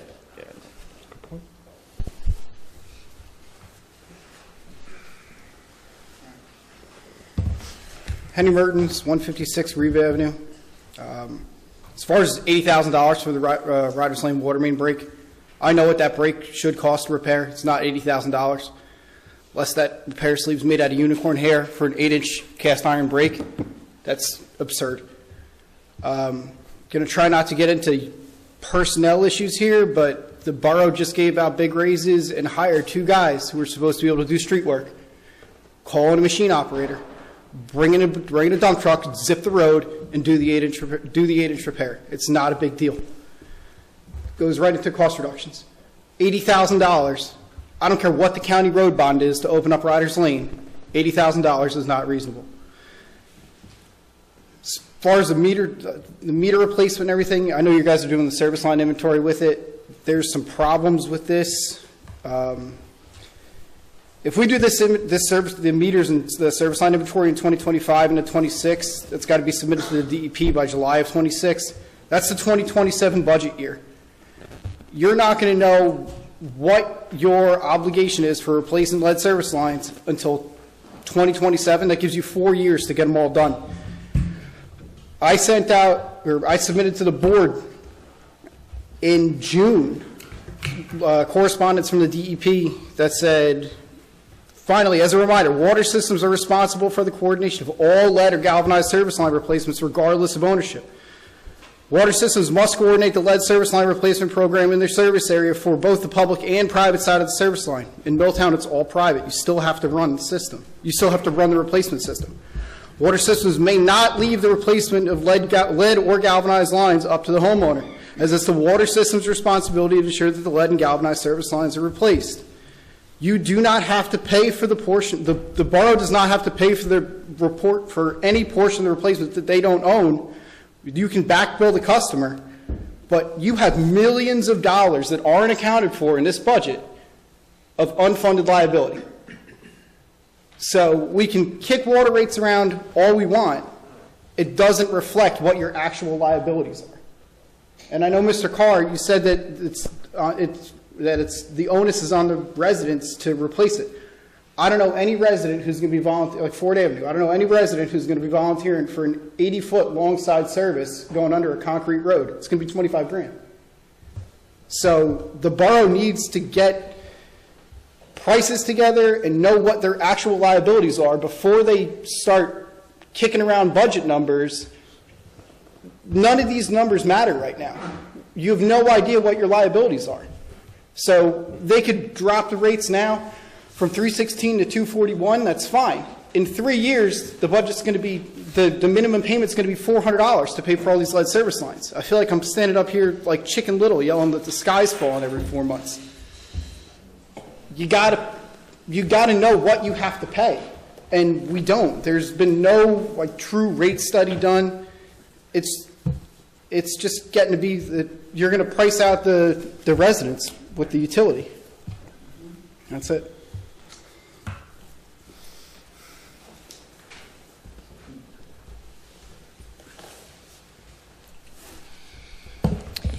Rosa Tavares, 100 Riva Avenue. Thank you for this meeting. It's a much more productive meeting than last time. So, I don't have a law degree, and I'm certainly not a mathematician, but the deficit that we had of $344,000 in the water and sewer budget, will that be reconciled by the end of December 2024 with the surcharge that was passed on to us? Yes, ma'am. Yes. So as of December? Yes, so the intent was, so the reason we passed it in June, or that ordinance with that monster surcharge, was to get to that end of this year budget number based on our math in June. Okay. So it's fair to say then that starting in January, the liability to the borough from the city of New Brunswick is that 3.5% annual increase. Correct. Correct. Which, is that in place for the entirety of the agreement with New Brunswick? Because that's a 12-year agreement. 6-year agreement. From January 1st of 2021 to December 31st of 2033. That's 12 years. I believe the rates are struck for the next 5 years, but at 3.5%. Yes, but the agreement itself is longer lasting because we have to have a place to get our water. Right. So then that brings me to the next question, which is, what are the terms of that agreement? Because I looked for them online. The resolution page that, when it was adopted, states that, it states that the agreement is attached, but it's not attached. So is that public, and where would I find it? If you email me, I can give you a copy. Okay, because it's not on the website, so I was just wondering. Yeah, we can provide that. That's easy. Okay, because so then the 3.5% per year is for the next 5 years? Correct. Okay, I so believe it started in 2023.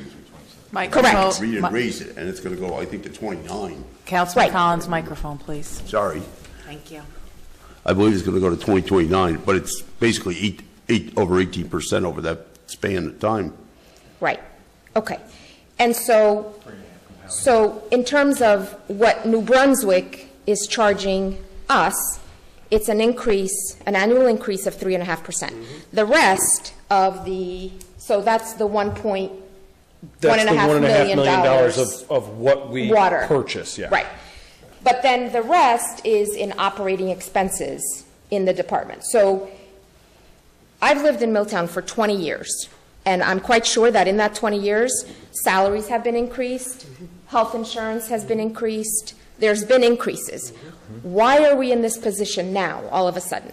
Like, I understand inflation, we're all living it, but this is, I mean, it's being passed on to us, so then the question is, why is the onus all on us as residents? Like, I understand paying for water, however you tier it, you don't tier it, whatever the expenses, okay, so I understand New Brunswick is coming up with this fancy water system, and we're renters of the water, so we have to pay our share. I get that. But the rest, why aren't we talking about ways to come up with funds to pick up the rest of that in the budget? We have limited revenue streams. And honestly, I think part of the outrage and concern that we have today, especially, is failure to act. Since 2018. Over the past Right, 5 so- years, and then the times before that, and making water rates a very political issue as opposed to sitting down and understanding it's the cost of doing business. Because if the borough went up 3.5% every year, or 4% every year, or 5% every year, I think the residents would say, okay, we're used to this. We anticipate a little bit more. But getting hit over the head with $150 or double the amount, it hurts. No one's prepared for that, especially when you've seen nothing in several years. Right. And by the way, I'm in that household that falls under the seniors. I'm a single person in a household. So I got, my last quarter bill was I had less usage and I paid more. Only to be followed 2 weeks later by a notice that said that my water had high levels of TTHM, which, by the way, apparently occurred between July 1st of 2024 and September 30th of 2024. I was notified in October. No big deal, but you know what? I got a notice that says date distributed. There's no date on here. So I would respectfully ask for more transparency. We have a great system of communication between the town and the residents. Nixle. I get emails about garbage changes in garbage collection, about curfew on Halloween evening. This is something that I should have been notified about in Nixle. And I think other people who got this notice probably feel the same. I think that's fair. And, okay, so I didn't need to get it in the mail. That's an expense that the township incurs, right? Correct. Didn't need to be. You could just send it out on email. So I know my time is limited, so I have a couple of other questions that have to deal with budget. Is the township under any obligation to provide, and I don't know what the township does in terms of health benefits to employees? Do you pay the full cost of health benefits? So we pay our portion. There is a tiered system in the state of New Jersey where, based on your income level, you pay a portion of your health care costs that you have. So if you're a family plan or a single plan, the top contribution is 35% of the cost of the health care plan, and that cost is at the salary level of like $100,000. Now, everybody below that, and that was set in by 2010 by the legislature. So based on your salary in the borough, you pay a percentage of the benefits that you choose. The borough then pays the rest. We also have an opportunity that if you have a spouse or a significant other that has health care benefits, you can opt out for, if you will, a cash payment, if you will, to not take the benefits, which is $5,000 or 25% of the cost of the health care, whichever is less. And that's hard baked into the code. Okay, so that does apply to borough employees. Absolutely, yes, ma'am. And so back to your other question is that on the trihalomethanes, during the haloacidic acid and the trihalomethanes, we're required to provide written notice by DEP to the residents. So the reason you got that letter is because we're required to do that by DEP. I totally agree. If I could blow an email out to everybody or an Excel, it'd be a lot cheaper and a lot easier, but DEP's not there. Right, but I received it correct a month after that 3-month period. So we have to go through a portion where the lab results go to, you are correct. At the time of exceedance of the trihalomethanes, we hit the bar. That report goes to then our friends in DEP, the lab results, who then send a notice. We in the borough then we have a statutory time to send that notice out to you guys. Unfortunately, when we had the draft letter that you then got, when they mailed the letter, they sent the letter out with they sent the wrong draft. Everything was right except the letter, the date. They forgot the date, and we had to send it again. Okay. The last question was about, or comment is about something that was in one of the budget lines, which was water meters, $10,000. So is that for the cost of the meters themselves? And is that in addition to the almost $80,000 that are going to be paid out to an engineer to replace them? I've had my water meter replaced by the township. Everything went smoothly. It was in and out, 10 minutes. So I guess the question is, why are...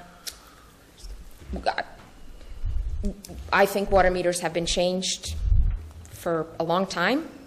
Is it required for an engineer to do it?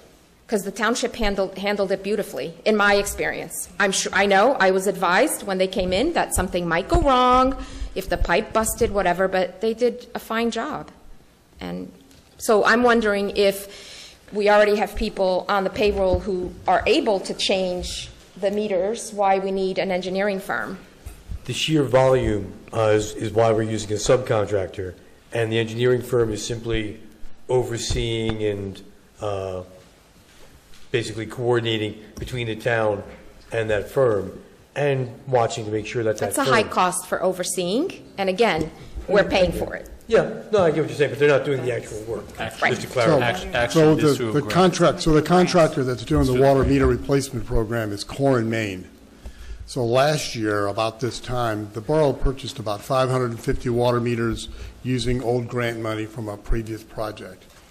We've replaced, you got lucky, and Don and the boys have gotten about 50 meters in, other than fixing, just trying to get meters replaced.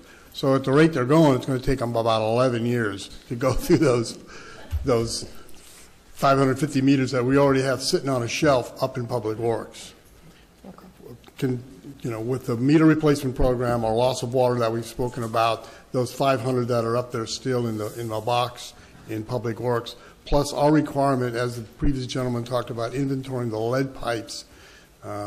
We have segued using grant monies that we had previously for water line replacement into repurposing that money into the meter replacement program. To go to the mayor's question or the council's question is, when we get closer to the portion of the conversation, if you will, where we now say, all right, we've replaced the meters, we're getting close, now let's repurpose that money. It's simply a matter of going to DEP or DCA where we got the money and say, look, we have money left over, we'd like to now replace this water line or these meters. They're very amenable to that. That's how we got, in both of these grants for the public, we have two $1 million grants, of which we received already $750,000 up front, in the account. We passed over earning interest, yeah. So it's sitting there waiting for us to bill against, and then, that's part of the job that I do, and the finance officer. We have to send all these bills up, about 1,000 pages of paper to prove that we spent the money correctly in accordance with our laws. So is it safe to assume then that the replacement of those lead lines from the street to the homes, that residents won't be able to tap into those funds until all the water meters are replaced? So the replacements are, our current ordinance has the responsibility of the individual homeowner from the house to the main. So that main, that's where we are today. How do we move forward in the future in a city where we don't qualify because of our income level, like Newark or Irvington or Detroit, where all these federal funds came in and paid for the replacement of the water, those lead lines from the main or the mains themselves to the house, okay?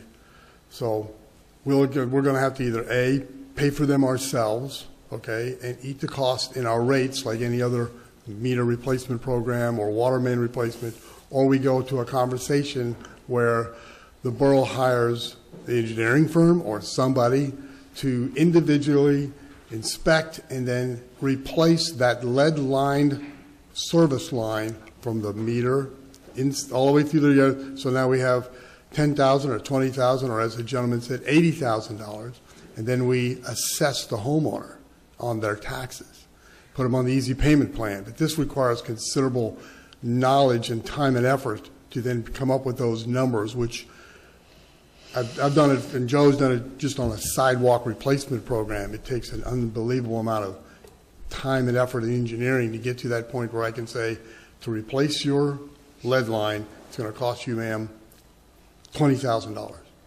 You can do it yourself, or if the borough does it for you, we will assess you on your property taxes for the next 10 years, and the council will then have to make some fundamental changes or decisions. Do we waive the interest, or do we charge you for it? Do we put you on the easy payment plan, which is 10 years, $2,000 a year, and it's on your taxes, and you take it off your taxes as a special assessment? And if you then sell your home, the full amount comes due at the sale. But we're way, way, way far away from that discussion. Good, thank you. Thank you for your time. Could you, ma'am, you need, so that's your receipt. You could just send me an email and we'll send you the document you want. Oh, sure. Yeah, it's okay.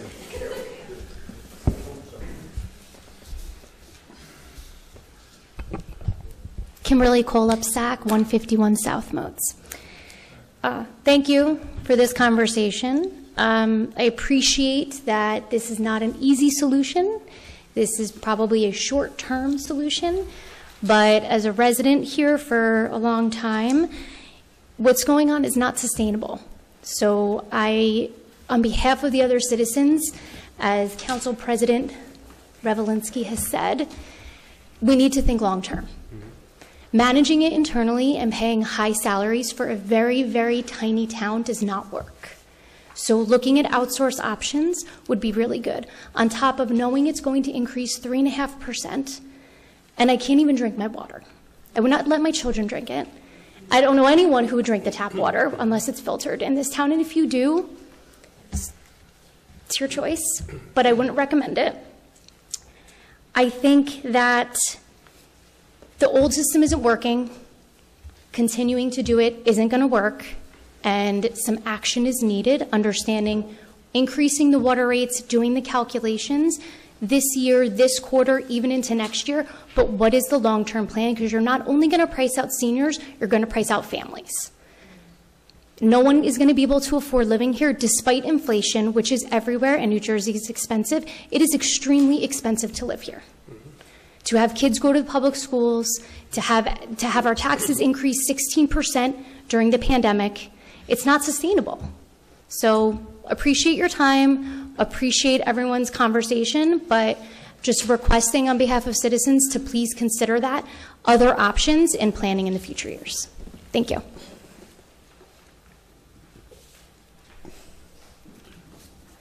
Fred, I hate to interrupt the residents, but could you tell us a little about that sewer upcharge that we got hit with? The one that we passed in June? Right, the one they gave us $200,000 bill and said, oh, you owe us this money from this year? It's the re-up at the end of the year when New Brunswick looks at how much they billed you on average. They basically bill you what they expect you to use, right, and at the end of the year, they go, by the way, you use this much, here's what you owe us. But the county also billed us for that, too. Correct. So the re-up, if you will, or the true-up of our usage for water and sewer is much like if you're on the easy payment plan for JCP&L or New Jersey Natural Gas, you're on the level payment plan. They estimate how much you're going to use based on a previous year, but then based on what goes through the meter. So what goes through Brunswick is metered. It's coming in and coming out. So they base that, and that water coming in from Brunswick, okay, is metered based on our usage. Okay, right. They estimated it, and then when they true up, they send us a bill. I think 2 years ago, maybe 3 years ago, we actually got a credit. Okay, $220,000 credit in the year past, which was used to balance the anticipated budget of the following year instead of looking at it as the one-off unusual occurrence. that should not be relied upon as standard revenue or standard cost of operations. Because the majority of the time, we owe more money to New Brunswick at the end of the year as opposed to getting a credit back. I thought we paid the county too extra on that. The NCR, you talked about the Utilities Authority? Right. So, If I yeah, can, so the Fred, Utilities if I Authority can. charges Brunswick. You want to take it? Which we then pay, they bill us. It's sewer, though. It's all It's sewer. sewer, correct, it's all the sewer, right. But sewer makes up the majority of our bill, not our water. Correct. But when the Utilities Authority, as Mike said, bills Brunswick, they just pass it on to us.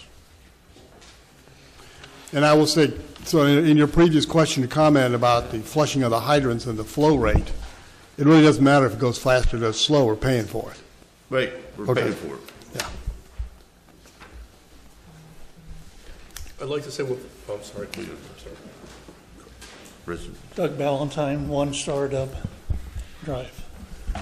I did the calculation on the fire hydrants. It's about 1 million to 2 million gallons for the whole town, each time they flush them. So they do it once a year or twice a year? 2 times a year. Yeah. It's about 4 million. Pick the water, take it to the fire department, fill up your trucks, dump it in the pool. Do something with the water. Sell it somewhere. Farmers could have used it. I mean, you're just dumping it down the sewer. I get this notification of the water rates increase with the bill. It's not right.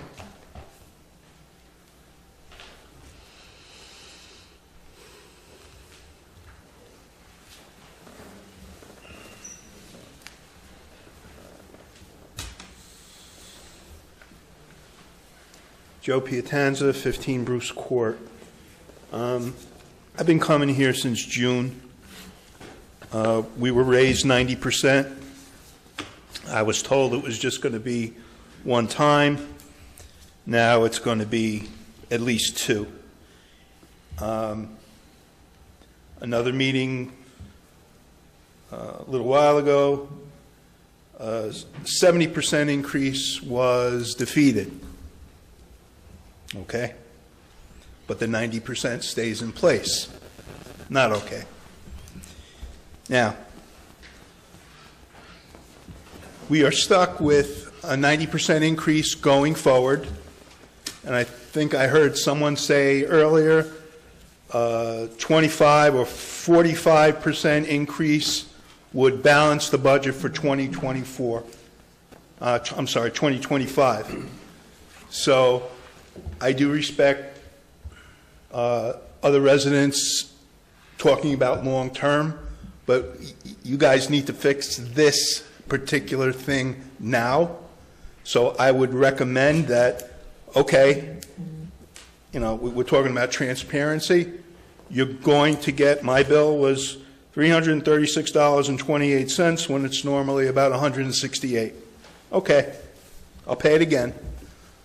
But I nor anyone else here should have to pay going forward, after I pay it again, this same amount. If 25% or 45% is going to cover the budget, just pass it for now and then work on the long-term solutions. Lots of times compromise equals progress, and sometimes you have to do it in steps. So I shared my plan with the Finance Committee recently, last week. I think it was November 13th. I got no response. That's fine. I shared my thoughts with the entire mayor and council in June. No response. That's fine. But here I am again in November, and whatever it's going to take to make 2025 work, make it work, and then, think about long term. You can only do so much, and right now, you need to fix 2025, and then roll up your sleeves and work on the long-term issues. And, it's not easy, I know it, but get this done. I came up without the information I needed, I came up with 30% increase. All right, maybe that's not enough. Fine. So 45, I think I heard 45 would work. Make it work. Thanks for your time.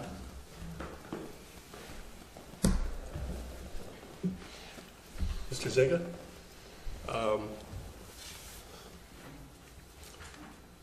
Microphone. I'm sorry.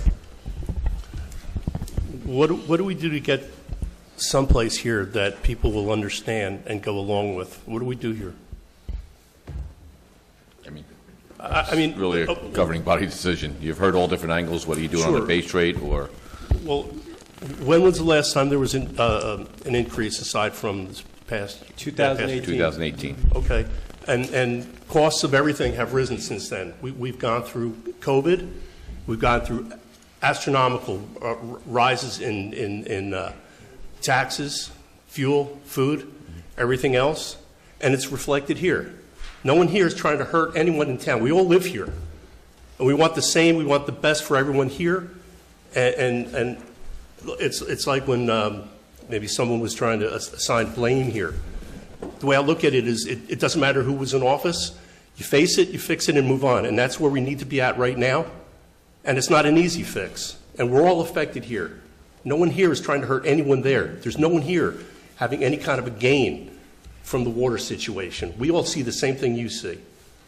And like I said, I'm a liaison to the senior center, and I have to face those people. So it's a hard situation for all of us.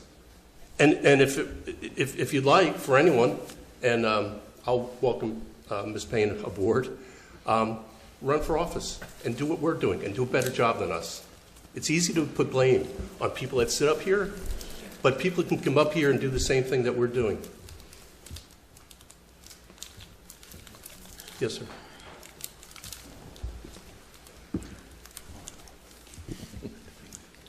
Richard Ryan, 60 South Main Street, Milltown, New Jersey. I've said this before here with regard to this issue, and I don't mean this in any derogatory sort of way to any volunteer, employee, or professional, any elected official. The fact is, we're not suited to run these utilities, and we haven't been for a very long time. And there's dozens and dozens of reasons why. Not this chart, but the other one. We can see all the expenditures in there, but we don't all see exactly what they are, like the borough pool. It's a microcosm of the water utility. It really is. Does it make any money any year? It is operated at a loss every single year, right? So you're asking residents, taxpayers, to subsidize the pool, okay? There's debate clearly as to, in a tiered system, who's subsidizing who, right? And I suspect everybody on the bottom side of that line is going to feel differently than everybody on the top side of that line. But what's fair is fair. And if it has to be a multi-layered system, then it has to be. I'm not interested in paying for millions of gallons in lost water because we can't properly run a utility department. I'm not paying for the water in the borough hall, right?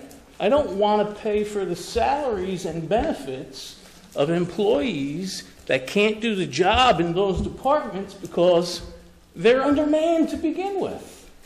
Set aside whether or not some individuals have certain skill sets that enable them to possibly do that work. Okay, so we run for these positions, right? And then we discover every problem and issue, and it's overwhelming to us. So sometimes it is kicking the can down the road, but not always. Sometimes we're really trying to resolve it. We come to a head at some point, though, when we really have to deal with it, as Mr. Piatani said, as did many others. And so I say, get out of the business. Because if you get out of the business, then it's my feeling, mayor and council, no matter who we are, no matter how it changes from election cycle to election cycle, is then into business for one reason only: to act in the best interest of the taxpayers, residents of this community, with regard to negotiating the contract with the private utility provider. That's the business you should be in. And then it's pretty cut and dry every single time. And we don't have to fight about 2018 versus 2024, right? We don't have to sit here and count votes about this side did that or this side did that. That's BS. Solve the problem. It's pretty simple if you look at it that way. There's many different ways that you can resolve it, but my personal feeling is get out of the business. Thank you.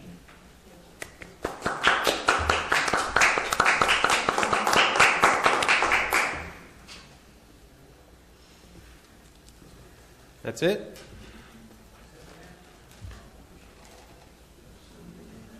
I'd like to say as an aside, the electric situation. Microphone, please. The electric situation coming up is going to be a problem also, and I think it's maybe time to consider going with PSE&G. Well, the only problem, I don't know, do you want to end? Oh, Joe had a question. Joe wanted to come back up. I will just say this. I was a member of the electric utility when we built what we built up the hill. Mm-hmm. And the first thing the committee did was to put our utility for sale. There was no interest. That's all I have to say about that. I just wanted to add, Rich Revelinsky, 14 Elmwood Drive, Milltown, New Jersey, that we take about $1.3 million in profit from the electric utility to balance our budget, to operate the borough of Milltown. Instead of taxes. Instead of taxes. So if we got rid of that, not only would we have to sell it for upwards of $20 million, but we'd have to find a way to make sure that the money's not wasted over the 20 years while we build up the tax base and decrease our dependency off of electric. With water, we can sell it because we lose money. We don't need it. But electric, that's our breadwinner. Unfortunately, we're married to it. So this past week at the League of Municipalities, I did have the conversation with East Brunswick's Mayor, Brad Cohen, about what they do for their utilities. They actually have American Water, and I think they go into MCUA for sewer. So when we talk about selling the utility, the water utility system, it's two parts. And correct me if I'm wrong, Mr. Zanga. So you have, it's easy enough to say, yeah, we could sell the American Water. That would be the easier of the two, but then we still would get hit with the sewage. Currently, right now, and correct me if I'm wrong, Mr. Vignolo, don't we have a contract where we can't buy from East Brunswick because we're buying from New Brunswick, and our sewage goes into New Brunswick, or can we? I would need to look into that. It's not Okay. I've ever researched. So Yeah, I thought I read something where we couldn't purchase from, say, East Brunswick American Water to go into the sewer system of New Brunswick, so we'd have to figure that out. It would negate the agreement we have with New Brunswick, because New Brunswick currently, here's another fun fact, folks. There's something called I&I, infiltration and inflow.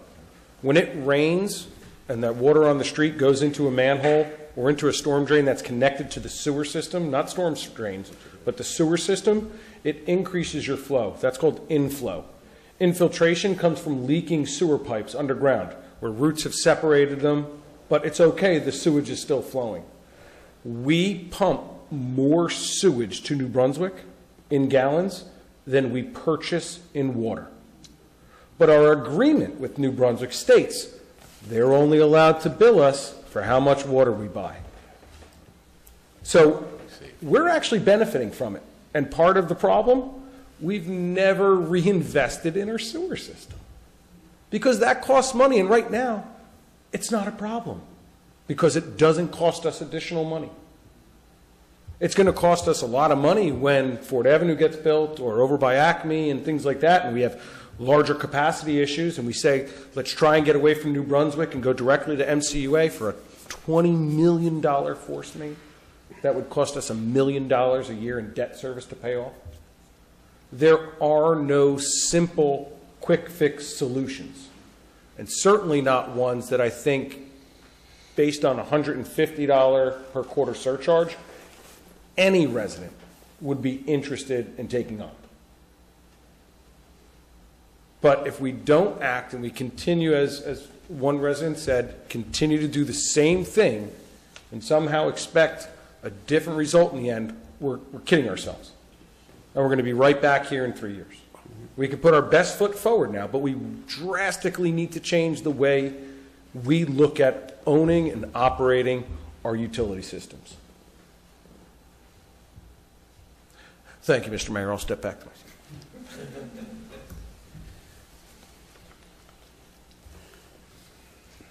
We'll close the public portion now, and I'd like to go through, one last time here with the council. One more, too. Go ahead. Still Richard Ryan. I have a question for the attorney, and I'm going to ask you just to refresh memory if you can. I'm a little uncomfortable with the language. We're referring to this as surcharge.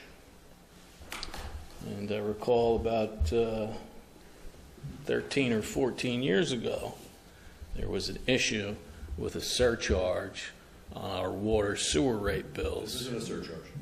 Well, I just want to clarify that because that's a lot of the people are using that language.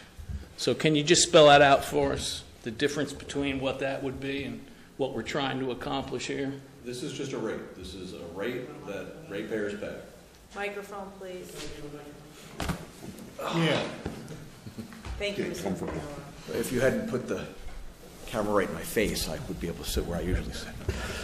No, this is not a surcharge. This is part of your rate structure. So your utility bills for consumption, and what the council did was it raised the minimum fee for consumption to guarantee that it would recapture the amount needed in the bills issued in the fourth quarter of 2024 to make sure the budget was balanced. So. I think the term surcharge is probably just used as a layman's term to explain what the increase was. Most likely, but it's not a surcharge. It's not an additional charge over and above. It's just part of your rate structure. Rich, I think also the Councilman Collins talked about a $220,000 surcharge from Brunswick on our water bills. It was not a surcharge. It was the true-up of our numbers. I understand. Okay. So then the last question is, still Rosa Tavares, the last question is, if it was not a surcharge and it was a rate increase, can we expect that increase in every quarter going forward, and for how long?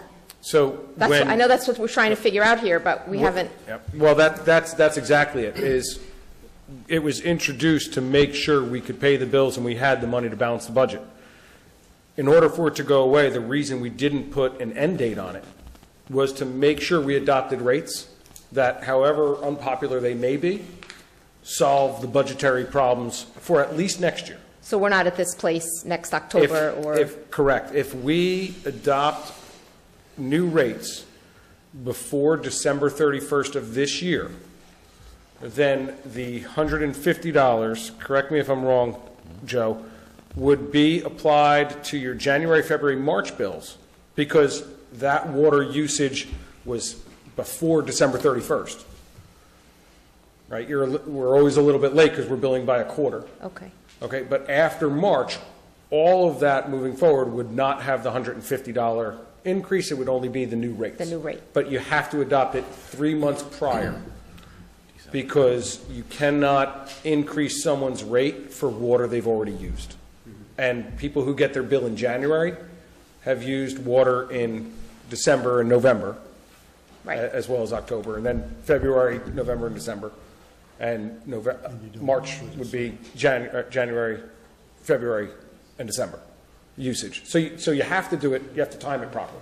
Okay. Sorry if So I that's why added it's a bunch. important to do it now. Yes. Got it. Thank you. No more questions from the audience? All right, I think we're going to close audience comments then. For council, though, what we need to do is we need to just figure out how to come up with the two objectives. One is the minimum gallon usage, if we're going to stay with the tier, or what that charge is going to be if we do something like this. So that's what we need to try to come up with, some sort of resolution, because we need to try to get this before January. We don't need to try to, we need to. Yes. I mean, like, this is the same problem we've been having all along, is we propose rates and everyone says, yeah, the numbers work, but I don't necessarily like them. We need to agree tonight that these are the numbers we want to give to our attorney to put into the ordinance. Correct. So that we can adopt it in the December 9th meeting and then the December 23rd meeting. If you guys come up with numbers tonight, you guys can adopt an ordinance tonight. We already have a draft with just blank first reading. spaces where the Yeah, numbers. you can have a first reading tonight, so. Fantastic. You just have to Yeah. put the numbers in. And then Joe just needs to verify that they work. Yes. So Isn't that the what last that is? numbers we came up with, just to make sure, can we just restate those? So the last numbers we came up with were $241 minimum charge for up to 7,200 gallons. Again, folks, we have this broken down into 600-gallon increments. After that, $15.09 per 1,000 gallons for up to 15,000 gallons usage.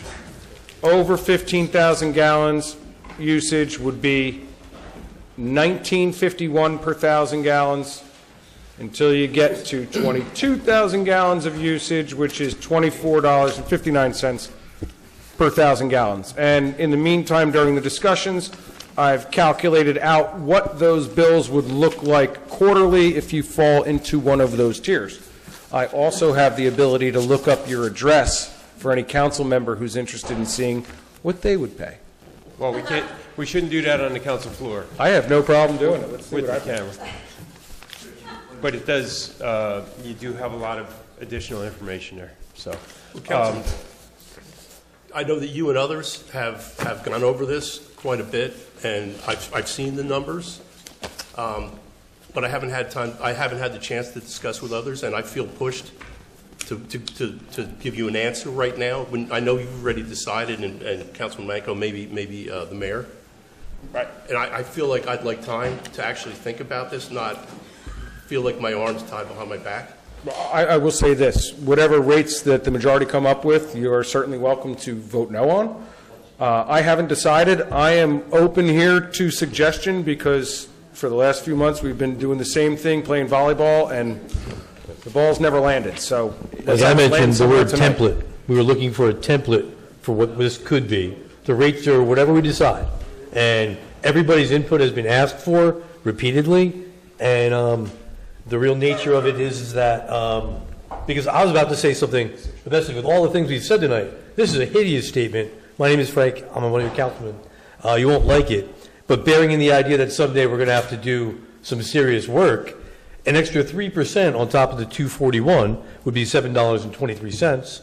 And if that went into, I don't know, some type of fund that we could possibly build, but we probably couldn't build it in a proper time frame to help defray the cost of the oncoming galvanized. But that is trying to do something today, trying to do something for the future. Either way, it's talking about taking people's money. It's always going to suck. No one's going to like it. And it's my money too. I mean, I'm paying a bill. Phil's got a bill here too. I mean, there is no nice about this. There is no easy way. At some point, just like, It's nice to get a new car. It's not nice to have a car payment. And you have to make that choice. And we're going to make that choice. And I'm a big proponent of just rip the Band-Aid off. Pick a number. If it does it, and it does it, then I guess it is what it is. If we decide as a town in 3 months, in 4 months, that you hate it and you really want to have this meeting again, I got to tell you, this is a long meeting, but I'm just happy that we've done something. This has been amicable, and I've gotten viewpoints. Thank you, everyone. Thank you, Councilman, for setting all this up, for the mayor, for calling for it and organizing it. And whatever we do, the reality is, okay, you're paying $1.50 extra, or we pick a new rate you don't like either, but it's less. So I think maybe we've already done the compromise. Maybe we've kind of laid it out to where, you know what, this suffices. That if next year's not broken and it's less than you got now, and I'll tell you, can we put on the agenda for next year on, I don't know, February the 3rd meeting that will examine selling a water system and get a quote on what we can sell it for? Like, I'm all about, like, let's do it. In fact, let's do it so well that we can do it once. You know, that's all. My initial comment on the water shutoff, or that first little proposal, was the biggest problem is that no one really wants to go, by the way, your rate's going up 3.5% this year again. We don't like that. Like, no politician likes to have that conversation. So let's just build it in where that's automatic. It just happens. It's not even negotiable. Because when you wait 3 months, if you have a CFO leave, if you have changes in administration, suddenly now you got 6 months to make up that money. That might have happened this year. It's just one of those things. We got to get past it. We got to set up a protocol that happens so that we spend less time talking about it and more time seeing what we can do to make it better. Councilman Revelinsky. Just Council President. Just by a show of hands, do we have a minimum usage? That, or does everyone agree that we should have a minimum usage amount in your bill? But lower than 7,500 gallons. Hold on. Does everyone want a minimum usage amount? Minimum usage. Okay, I see 2, 3 hands. To clarify that, the minimum usage guarantees a certain amount of billing that we can use. It's just your bill gets you X amount of dollars, or X amount of gallons included in your minimum bill. Okay, so I see 4 here. I'm going to assume that means yes. We're going to put in a minimum. Okay. Should it be less than 7,500? Less than where we are today? Yes or no? Show of hands. Less than where we are today. Well, if I have to break a tie, then yes. 1, 2, 3, 4. Okay. Is everyone good with 5,200 gallons? Just saying. I'm sorry, 5,400. For tier 1? For being the minimum amount included in your... Minimum quarterly amount includes 5,400 gallons Yes. of water. So if I may, real quick, while we're deciding what these tiers are, what Monica's passing on are basically the water sewer ordinance in blanks. It's a blank. That's like a fill in a blank kind of a thing, so that you can have something in front of you for your notes. So if we come up with a number, you have it in front of you of what we're going to buy or what we're going to do, right? We have not made a decision. This is a blank. Okay, so we've got 5,400 gallons included in your minimum bill. Everyone gets 5,400 gallons.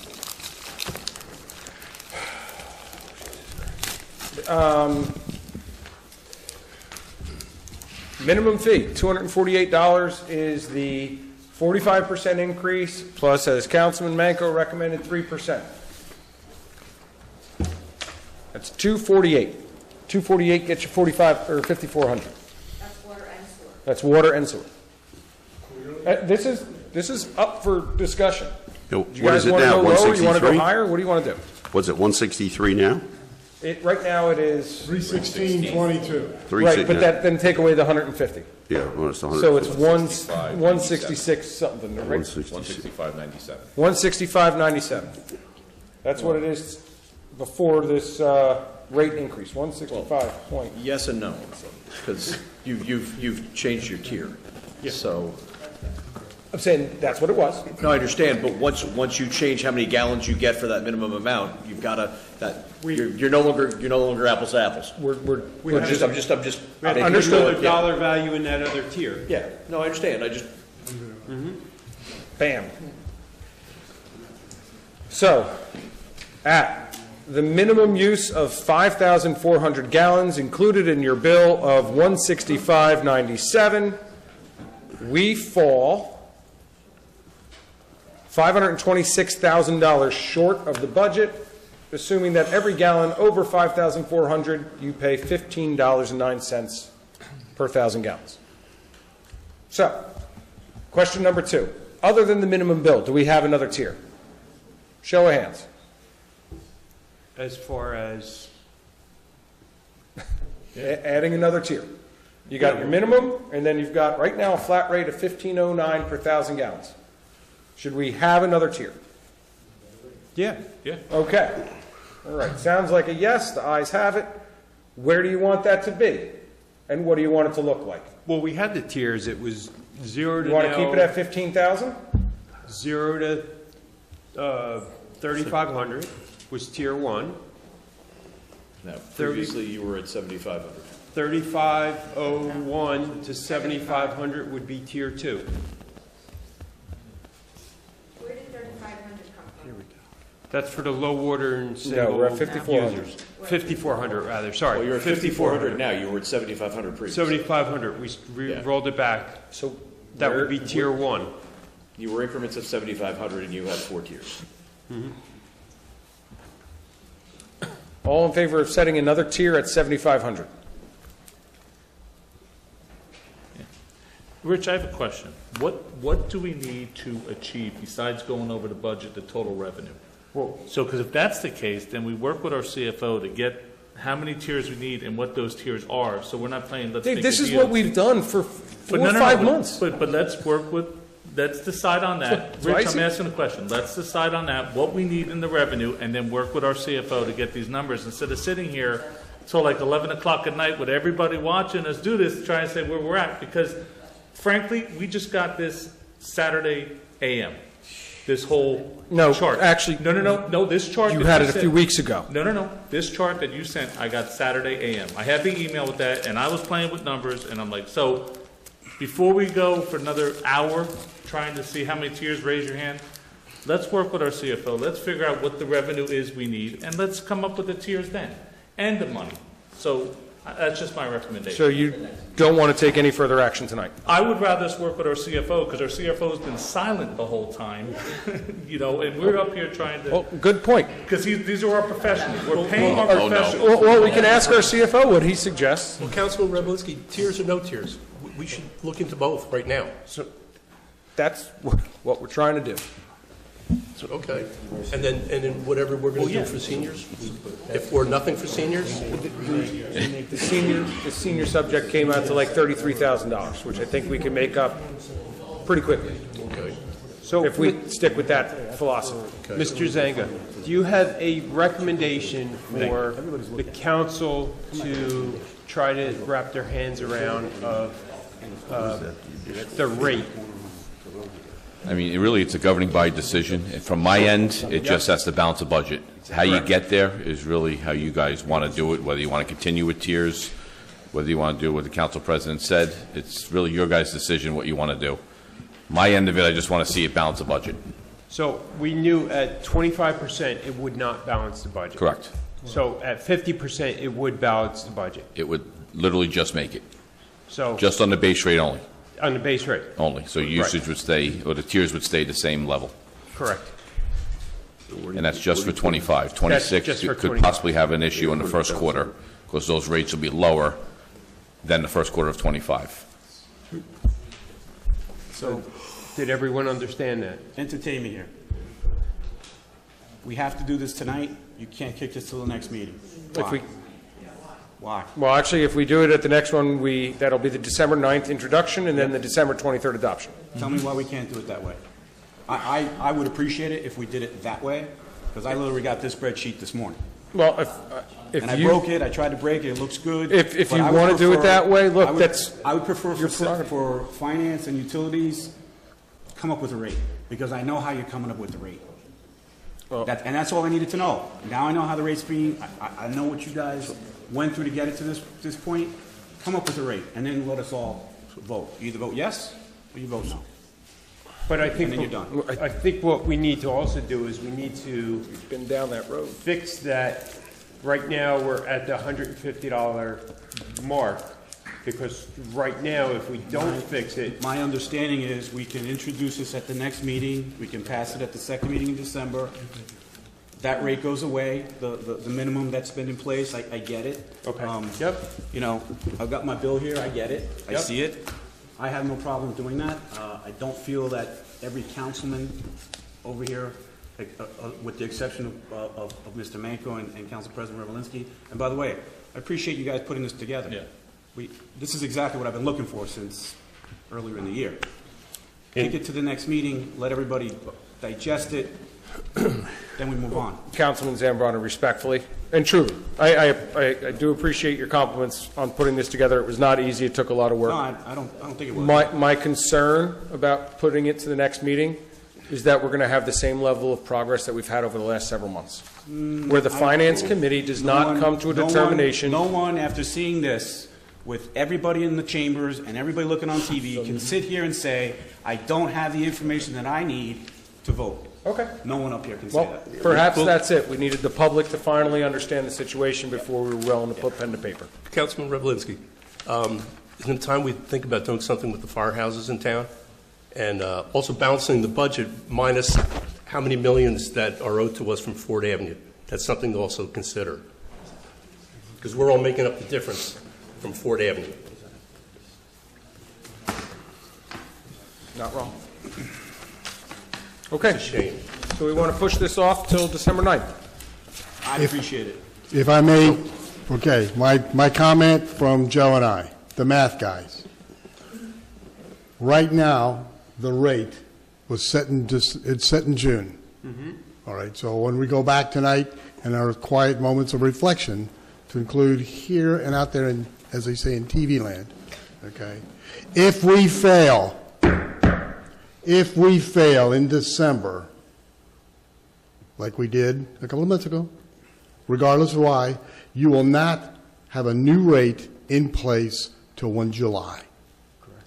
Because if you introduce in the new year, that means those rates won't take place till the quarter after that, which don't come into effect for billing purposes till 1 July. Yep. So that's just my opinion on our rate structure. So if 9 December is a fine day to do this, but understand that come 9/23, 2 days before Christmas, okay, we get to be either the Grinch, or as Charlie Brown would say, you get to be the hero or the goat. That's a lot of pressure, Councilman. But I'm just saying, you got no issues with it, but okay. I don't think we're going to fail.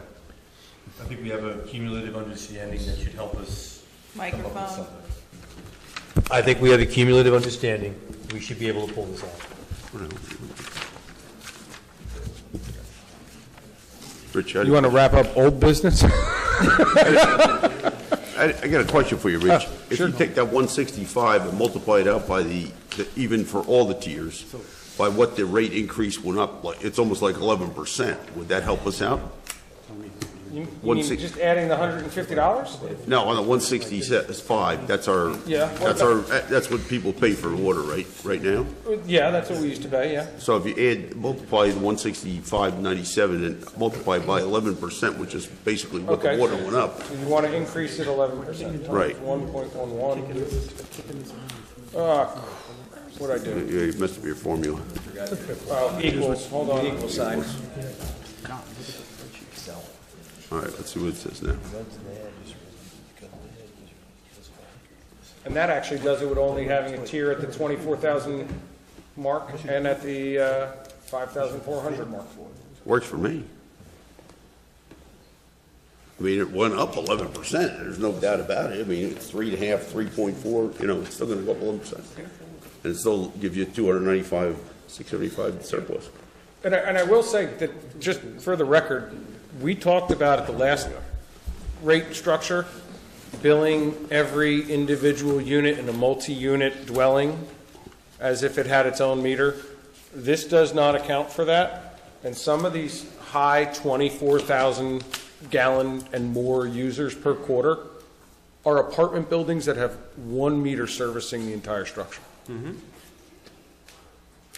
Just a little more information, little insight that you guys might not have been aware of. No, I'm aware. That's where that goes. I'm aware. Like across the street, the mill, for example, is a prime example. You got 40 1 units meter. over there. 45 meter. units, 1 meter. Wow. Yeah. So when we consider taxing or increasing the rate on the higher usage, just be aware that if that structure bills its residents individually or whatever form they do, you're now furthering what it costs them to live in a one-bedroom apartment. Okay. So just Well, down the road, could you put like a demand meter in, like we do with the electric? Good. Or water? And these multi-housing settings, because replacing, the cost is out of the question. But put a demand in there after over, you know, a 3/4 inch line or something, and how much you're using, you have to pay extra. it's a council decision. Something to think about. It's a lot easier than replacing meters.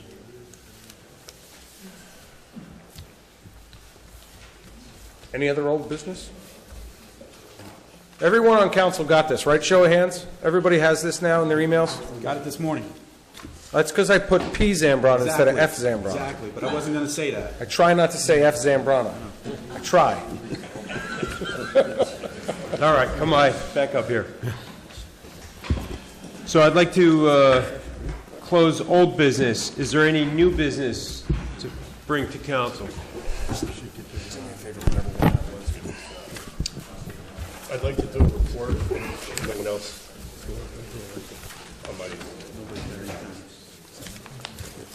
I'm going to do a DPW report. No, there's no reports tonight. There's no reports tonight. Well, I disagree with that because there's no transparency for the residents. There's no reports tonight because we wanted to get through the meeting. It's almost 10 o'clock now. So Well, I recall you I said spelled it last out, week there was that- no reports. I recall you said last week that we could do our reports during council comments too.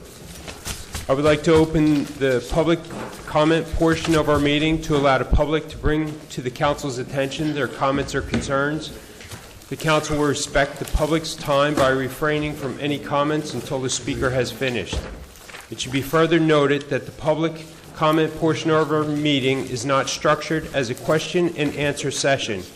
Please state your name and address for the record when you come to the podium.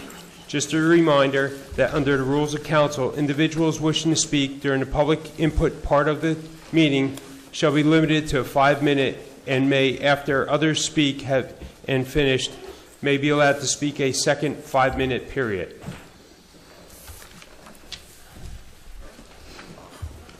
Pasquale Parascandola, 11 Albert Avenue. We had a great fundraiser last week for the PBA. I want to thank CME. I want to thank Peter Vignola here. A very nice checks, and it's much appreciated. All the council people, thanks for showing up. It was a pleasure seeing all of you. You guys were a big supporter. Much appreciated. The 2 church people that supported Neil and Rich. I don't know if you're still the chair, but I would think that you are. You might know that you have a lot of things in this town, so, but it doesn't matter. Thank you both. I have a bone to pick with George Murray. You know, it's been a long time that I live across the street from you, okay? And 34 years of bullyism. It's been bad. Of what? Bullyism, okay? We need you to stop bullying people. Interesting. Okay? That's right. I am here to defend myself from accusation that you have made about this fundraiser, that I was stealing money. I do fundraisers to steal money. You know what? That's what's going on in town. We need to stop that. I don't like your accusation because I didn't make the accusation. So I would just like you to I heard it tread from, carefully. I heard it from good sources, okay? Since you took office, this town has been a disaster, okay? It's been nothing but a disaster. We have 17 people resigned. Never in the history of the state of New Jersey this has ever happened. Why you took office? To give your wife a raise? After 3 months you were in the office, you give your wife a raise. Why is that? Because all these people knew, and I told every one of them, all these council members, they were going to get along with you maybe for 6 months. Okay? So, 3 months later, you give your wife a raise. We need to stop bullying my friend Gary Brzezinski over there. You know what? That ain't right. That ain't right what we're doing here. Nobody gets along with you. We are in a danger to lose this town. Is that why we're raising all these taxes? Is that why we're raising all these water and sewer bills? To protect ourselves from lawsuits? Do we have any lawsuits? Mr. Paris, I don't answer questions regarding lawsuits. Okay. So we probably have a lot of lawsuits. That's why probably this is going on. But nobody talks about it. I am a resident. I do have a plaza. I pay a ton of taxes. I have a pizzeria. Pay a ton of water. My bill just doubled like everybody else. You know what? And I'm okay. That's fine. But a lot of the residents out here are suffering. We're raising all these rates to protect ourselves. This mediation's going on in this town because of you, because you bully people, and I know all about it. I will appreciate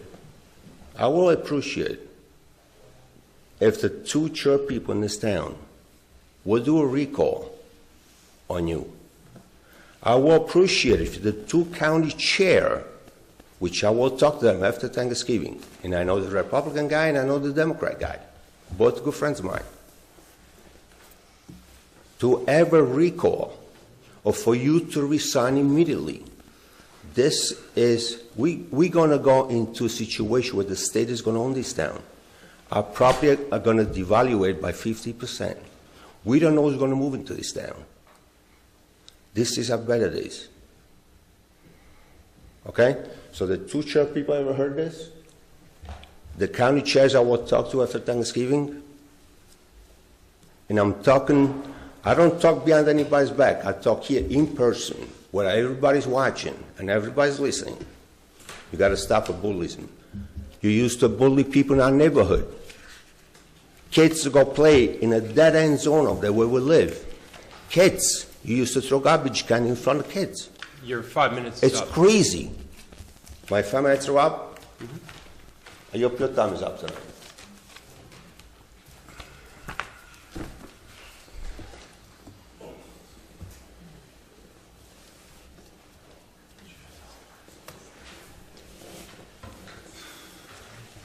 Again, Bill Murray, 5 Carina Drive.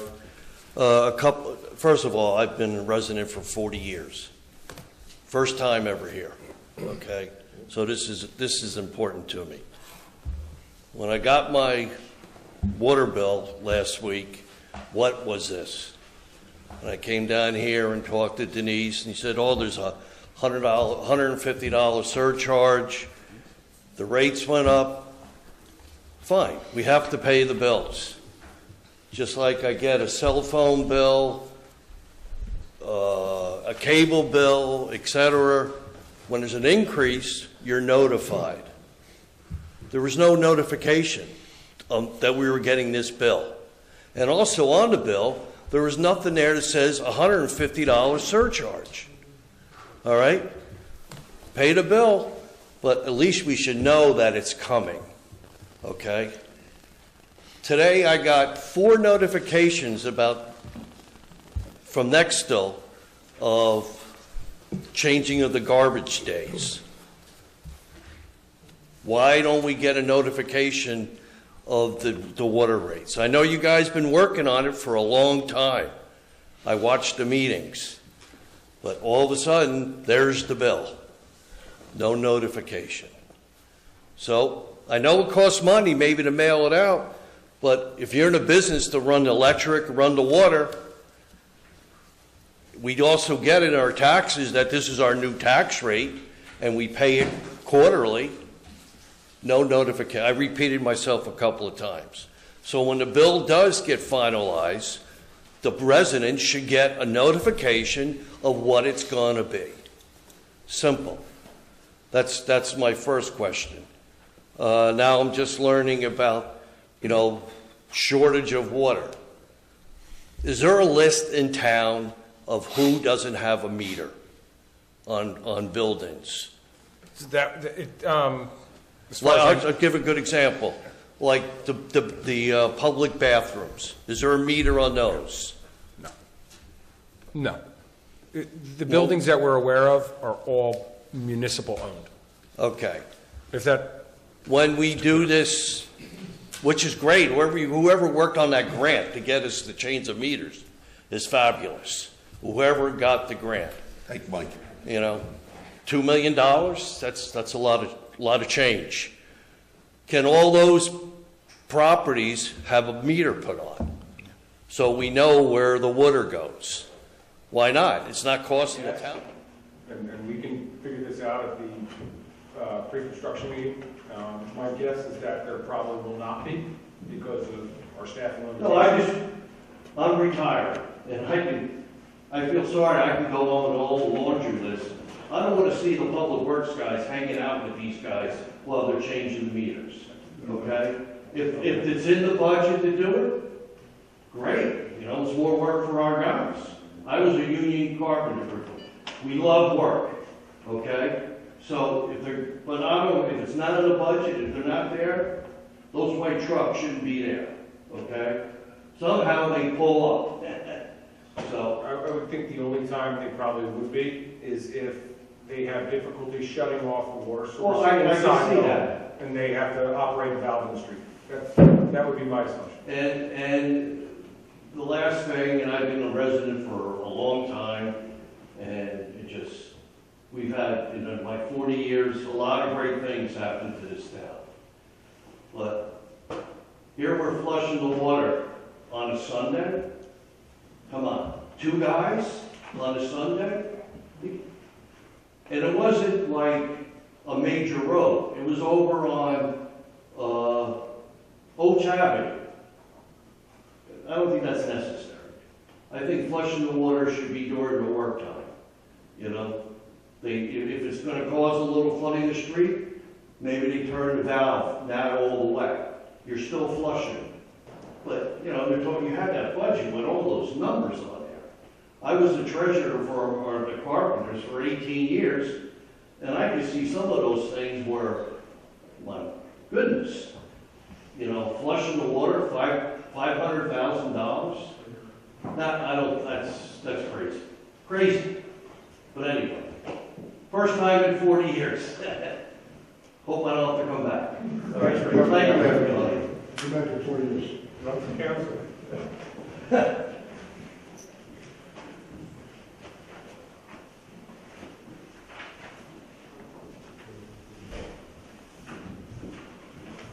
Okay, I'll close public portion of the meeting. Council comments. Sure. First, I have an issue with the order tonight. We broke from the usual rules. For lack of transparency, the professionals did not get a chance to do reports. Council has not had a chance to do reports. And I will do a report tonight because I have one. No, you won't. Yes, I will, No, sir. Yes, I will. And besides that, you're not the dictator here. Council makes legislation. The reason why we did that was so we could try to get out of the meeting in a decent time. But did you contact council and ask their thoughts on this? Because council makes that kind of judgment. Council makes that judgment. I set the agenda. We make that judgment. So, okay, well, I'm going to do my report. Will the clerk please read resolution 2024-321? No transparency tonight, George? Sir? When you finish council comments. Well, we'll see. My DPW report. I'm investigating the Lobby Avenue Liberty Park in PPAC. I'm with the DPW director at the site. I'm going to find out the restoration process, the use of the cabin, and maintenance. I'm also meeting with the DPW director in Bedminster regarding a walking trail in River Road Park. They have wood chips or mulch lining the trail, which helps with footing for the hikers. Using debris from felled trees, this would benefit our residents without added costs for ongoing conservation of the Schwendeman property. I've also placed a call to Commissioner Rios about acquiring a parcel of land that the county owns. They have promised it to us. However, my question for the commissioners is if we may have the land deeded to us, whether the train station lands on the dedicated site or not. I've also been speaking with Ralph Jesnowski about lighting on Main Street regarding residents concerned for brightness or lack of. And that concludes my report. Yes, Mr. Mayor, I have council comments. I'd like to say that, you know, first of all, we're lucky we still get fresh water in our town. You know, there's a lot of places around the world that don't have fresh water, drinking water. And it's rather simplistic that people say, well, we'll sell the utility. Well, you just don't turn off the knob one day and the utility comes in. I got to give Council President Redlinski, he had a utility company come in and, you know, we were talking about it, but it doesn't seem like they have interest because they find out that, like Rich said, our sewer is involved and they're not going to be able to regulate that. So it's rather simplistic. And like the electrical utility, when Councilman Joe Piatanza was on the council, they tried to sell the electrical utility, but people didn't understand utility deregulation with the electric, which came in several years ago, over 20 years ago. And if public service bought our electric, they could lose all their customers within a week. So why would you invest $15 or $20 million to buy a utility where you're not going to have any customers? Poor rate of return if they're looking for the shareholders and getting a rate of return. If they're going to lose all their customers, they're not going to do it. Now with water is a different situation. There's only so many companies in the water, but they don't want to pick up, you know, the sewer that goes to New Brunswick. So that's where I just want to inform people. And I'd just like to say happy Thanksgiving to our residents. I've got comments. I appreciate everyone showing interest. I'm glad that people came here instead of just trying to follow on Facebook and see what's going on. I do appreciate it. I would like to point out that earlier this year, we did receive notice from the electrical supplier. We had a very important meeting here in September that the electric rates are going up. $1.2 million to use round numbers this year. That takes effect in June.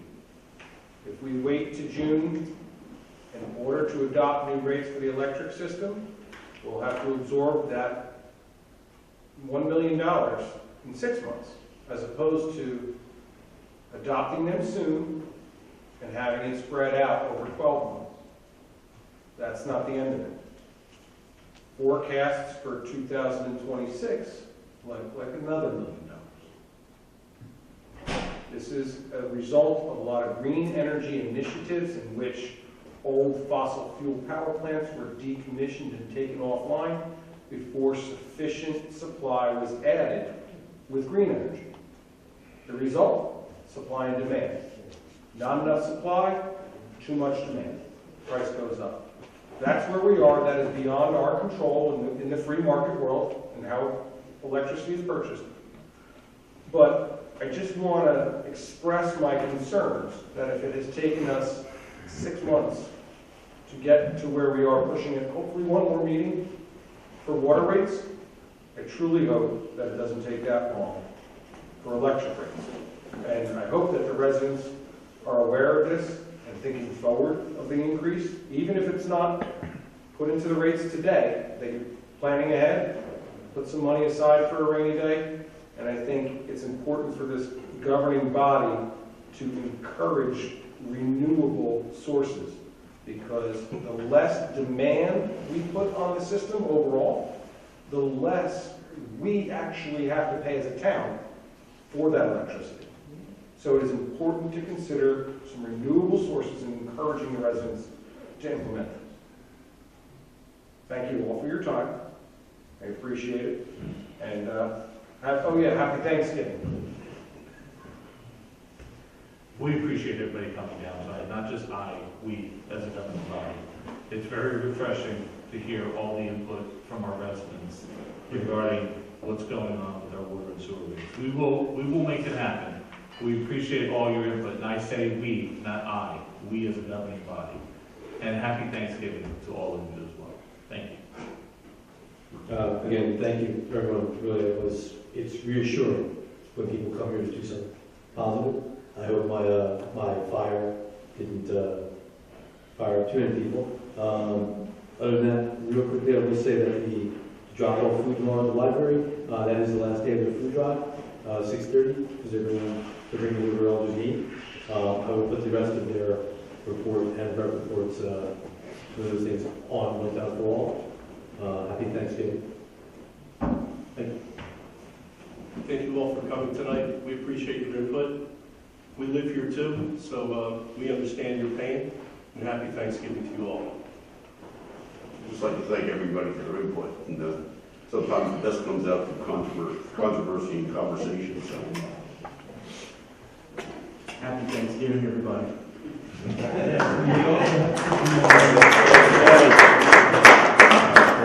The battery project, we have to really get going on that, because that's going to help us next year down the road if we get that implemented.